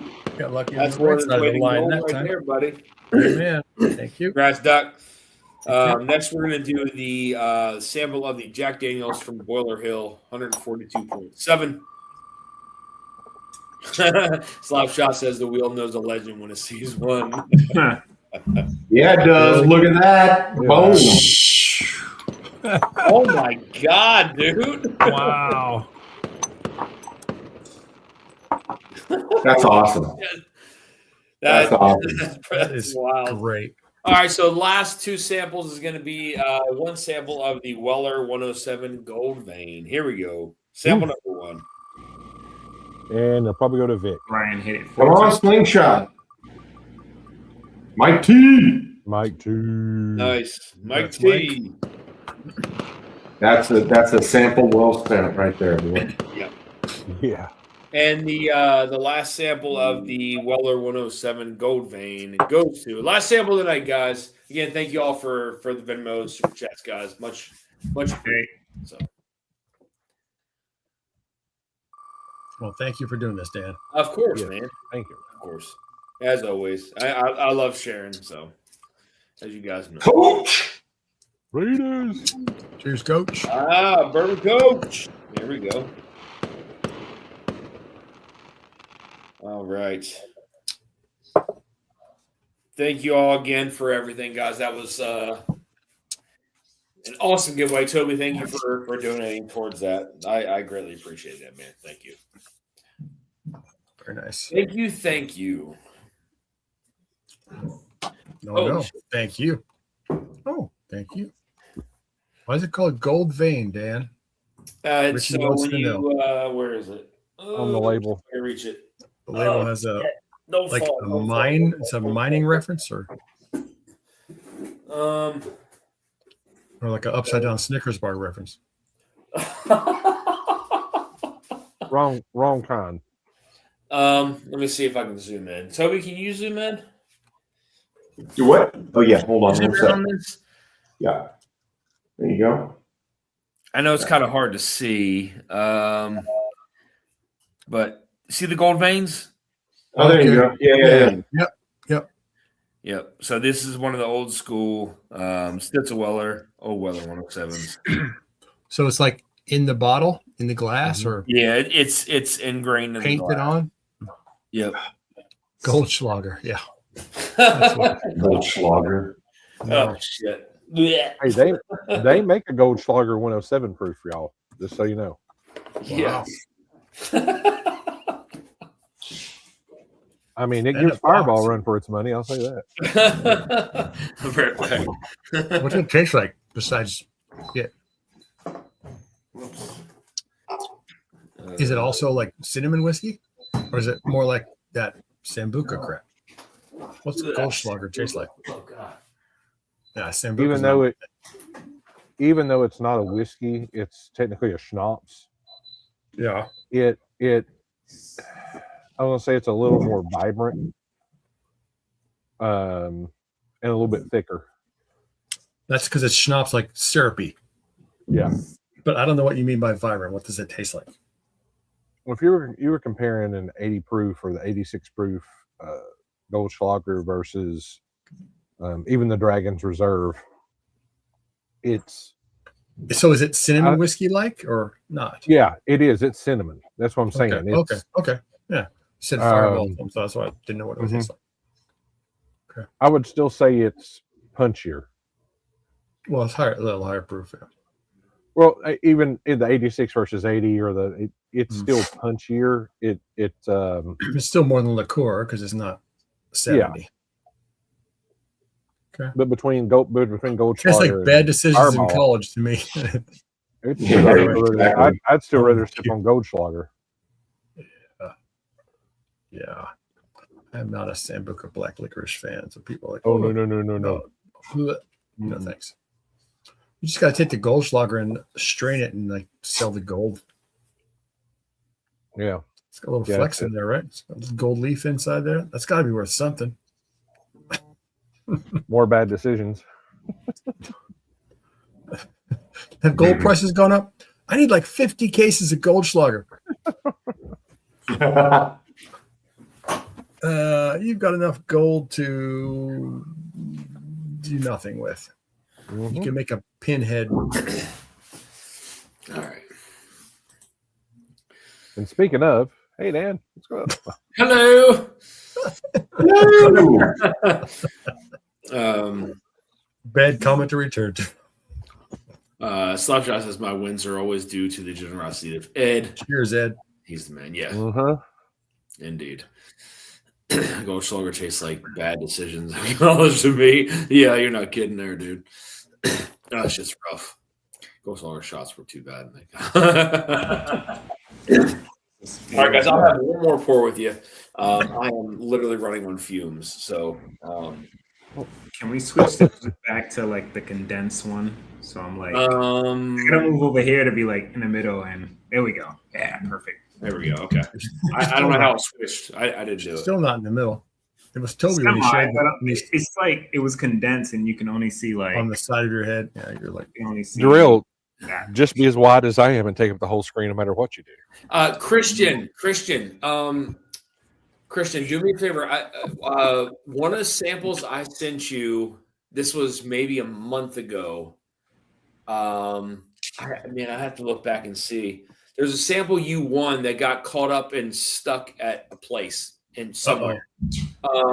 This is a long time ago. So let me know what you won if you can. If you remember, I may have to go back and look. But there was something that you won that I sent you that got caught up at a location somewhere. Let me know what it was, and I'll send it back to you, Christian. While you're in chat. BESK. It was a BESK sample.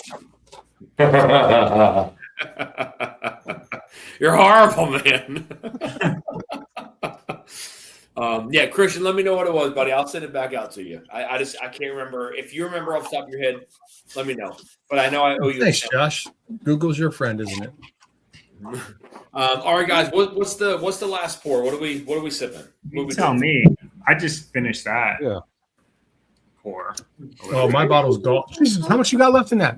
A lot, dude. I have a lot of bottles. Yeah, me too. My bottle Holy I killed my bottle like 2 weeks ago. Well, yeah, I just finished it. So Nice. I nice. poured this. It's like Okay. it's before Hard Truth Distillery. It was a Kentucky. Yeah, that was pick. the what was the freaking The I got A1 you, pick. Christian. I'll send you something, buddy. I got you. Wilderness Trail. That's what that was. Yeah. Mash distilled and aged and charred American oak in Kentucky for Hard Truth. Yep. Yeah, it was Wilderness 5 Trail. years. And then they 110. had the old snipes or whatever that was the MGP. What did Snipes. They still do Snipes. I thought that was their own stuff. Now, or it was. Originally, it What was does 4 everybody years. have so that you all want to sip on? What do we have? What do you guys want to sip on? Whatever you want to pour, man. Chris Yeah. Barlos is under 50 MSRP. Under 50. All right. Under 50. Yeah, Yeah. Daniel. 250th Evan Williams looks like a good one to me. 250th. I don't got that. Um, I You don't know have what? that. The small batch EH Taylor is $49.99 around here nowadays. It's true. nice. Speaking of Okay. hard, speaking We of know that. catering, Yeah. I got. mine's buried. Well, what about? Oh, that's not under 50 though, right? That was like 60, 55. I have that. 55? That close enough? Let's see I what mean, if you're taking Daniel inflation into proposes. account and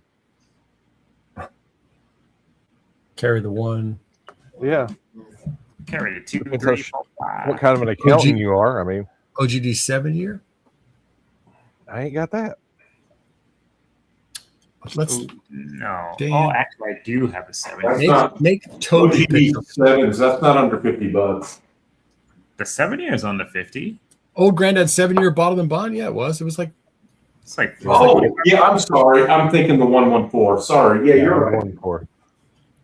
no, but I mean, we But could Dan's always looking- do Blanton's. is that what he picked up? yeah, Blanton it's is what you more than grabbed. 50. I got that More than somewhere, 50. Dan. I just may need like 60 seconds to find it. What bottle is it?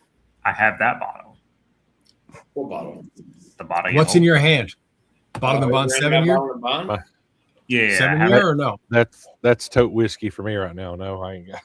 I have it. I just haven't tried it. Silver Springs? Ooh, Oh. don't do that. Y'all got the Raha, whatever it's called? Right. Oh, the Hungry Rise? Hungry Rise. You want to do Silver Spring? Does Chris Barlow Hungry Rise? Have you guys had the Silver Spring hand? I've been trying not to drink. What's the matter? I mean, we're trying to follow somebody's under $50 recommendation. So How I about- remember Hey, how about a Knob poured- Creek pick? I Anything. poured the one bottle I had into a Four Roses bottle. So this is the Silver Spring, but it's in a Four Roses bottle. Because the Silver Spring bottle kept getting like condensation in it, so I poured it into something different.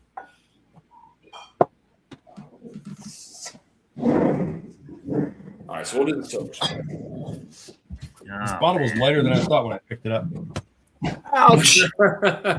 I also have condensation in the bottle. You know what takes care of that? Flipping it. Flipping it. Yep. It came out of the liquor. It's back into it. Oh God.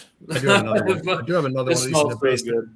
good. Two of mine have it, but the other one doesn't. Like this one's clear. Unopened one. Hit my knee. All the condensation, Yeah. none of the condensation. See, Are that's they both open? Yeah. Then you look at it. What's the difference in proof? And our pick is even worse. Like this condensation. Once it's way down Yeah, there, yeah. exactly.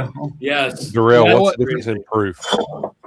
More condensation. And all those, is it the more proof, the more condensation, and the less proof, Yeah. the less condensation? Yeah. Yeah. Yeah, this. Yes. No. Maybe is it alcohol condensing or is it water? This is 128, which has the most. The other one has 117. Or is it coloring? Is that what's condensing? Coloring. They're all dark. Supposedly the golden rye that they also do is the same mash bill. Just It saying. sounds like freaking Blue Run. What are we talking about? Well, that's terrible.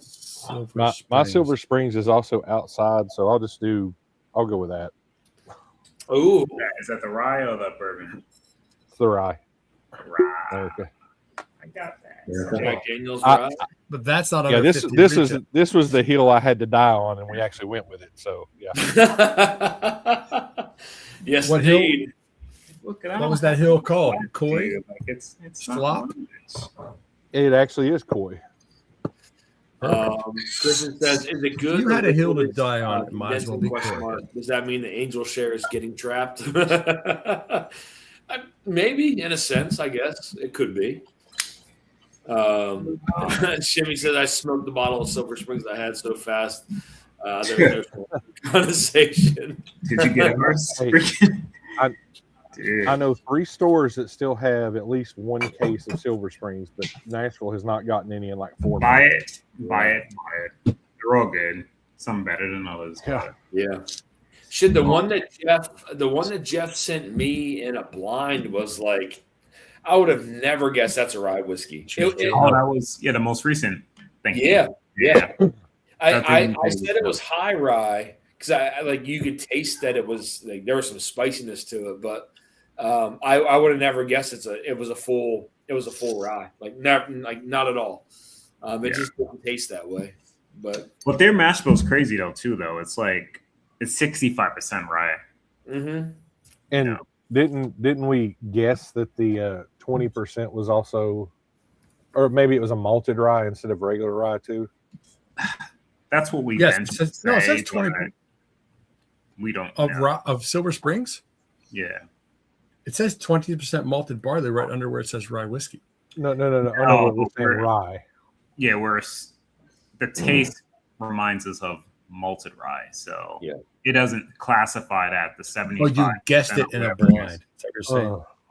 Well, I didn't. Because it tells you 65, 15, 20. Right? I didn't guess it was. I didn't guess it was Silver Springs. I just guessed it was like a higher rye whiskey because the profile, the spiciness of it. But I couldn't. I wouldn't be able to guess that was a full blown rye like that. There's just no way. It just didn't taste anything like it. Which is one of those unique things you're looking for when you're like, this is not rye. This is something completely out of my fan.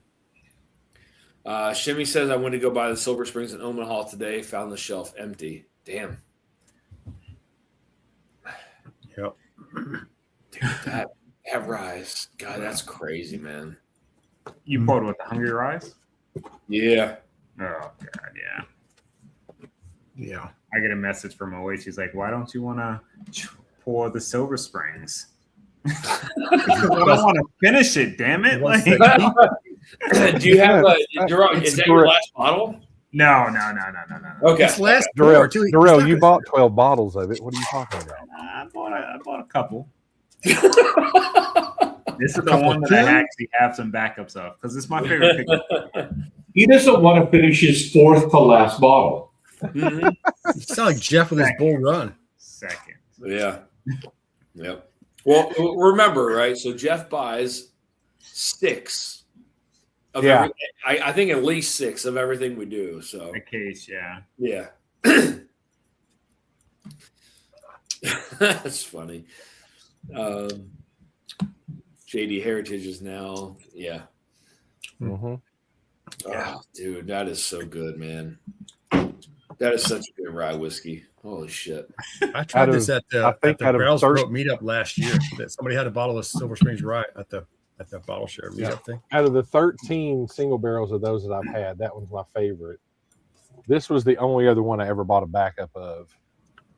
Which and it one was that? 120. It was 126 proof barrel 7734. Oh yeah, that's So our next close. door neighbor, man. Yeah. So Richie says, Dan, the only store in Northern Cali that has it sell out the same day, but they get a case here and there. Unwind Bottle Shop. Okay. Yeah, but that's dried up. So if you see it, get it, because they're not putting out anything right now as far as the Silver Springs. Yeah. It's so good though, dude. Like, Yeah. it's like when Knob Creek was going like extinct, right? Like those 14-year, 15-year picks when everybody was like, oh, just get them because they're not going to be around, and nobody got them. Like that's what this is, because it's done, right? Like there's it'd be what still hanging in there, but it's what 3 to 4 years before there'll be another run that are dude, 6 to 7 years old. It's done. Dude, like by for a few years. Is Yeah. it anywhere in Kentucky? it's so good. It's so good, dude. Like, Dan, are you going to the meetup, the annual event? You got to be going to the event, right? Who's Next that? month? Who? You. Yes. You. oh, Yeah. Lord. Yeah, the Yeah, Browns. I will be there. It's like 3 weeks. Yeah, it is. Yeah, I'll be there. I'm actually gonna get in on Friday. Get in on Friday, and then I gotta leave on Sunday. So Where y'all at this year? Bardstown. Bardstown, Okay. yeah. Yep, is at Bardstown. So Bottle Share Friday night will be at the Fairfield. It's the Blitz Light. Yeah. It's the BL. It's Blitz Prep. Tastes great, at least less filling. Oh, well, I don't know. Maybe. Richie says the Silver Springs is done. Oh, Richie's out of it. Oh man, shit. Just probably got like 12 bottles of it still. Probably not, but It's yeah. it's so good. All right, guys. I'm going to head backstage now for a little bit, guys. I'm literally running on fumes at this point. I do have to work tomorrow still. So did the overnight inventory last night. Worked all day. Those today. are never fun. So did that last night. Worked all day today, and then into this. I am running on fumes, guys. But thank you all for tonight. This was a lot of fun. Like I said, I didn't have time to plan or prep anything. Just got off the whim, but thank you all for making this a really fun night. Being so engaging and some really good conversation. I'm glad a lot of people brought up a lot of really cool topics and stuff like that. So thank you all for that, guys. I really appreciate everything. Again, all the Venmos and the Super Chats, guys. Should be able to get a lot of these poured probably over the next day or two, and be able to get them out to you guys here, hopefully by Friday. But thank you all. Love you guys. Have a great night, and I will see you guys next Monday. Yep. Cheers, y'all. Cheers, y'all. Cheers, guys. Thanks, Dan. Thank you. Oh, but Jesus. My mouse stopped working. There we go. Cheers, y'all. Good night. Big Vec and Ethan suck.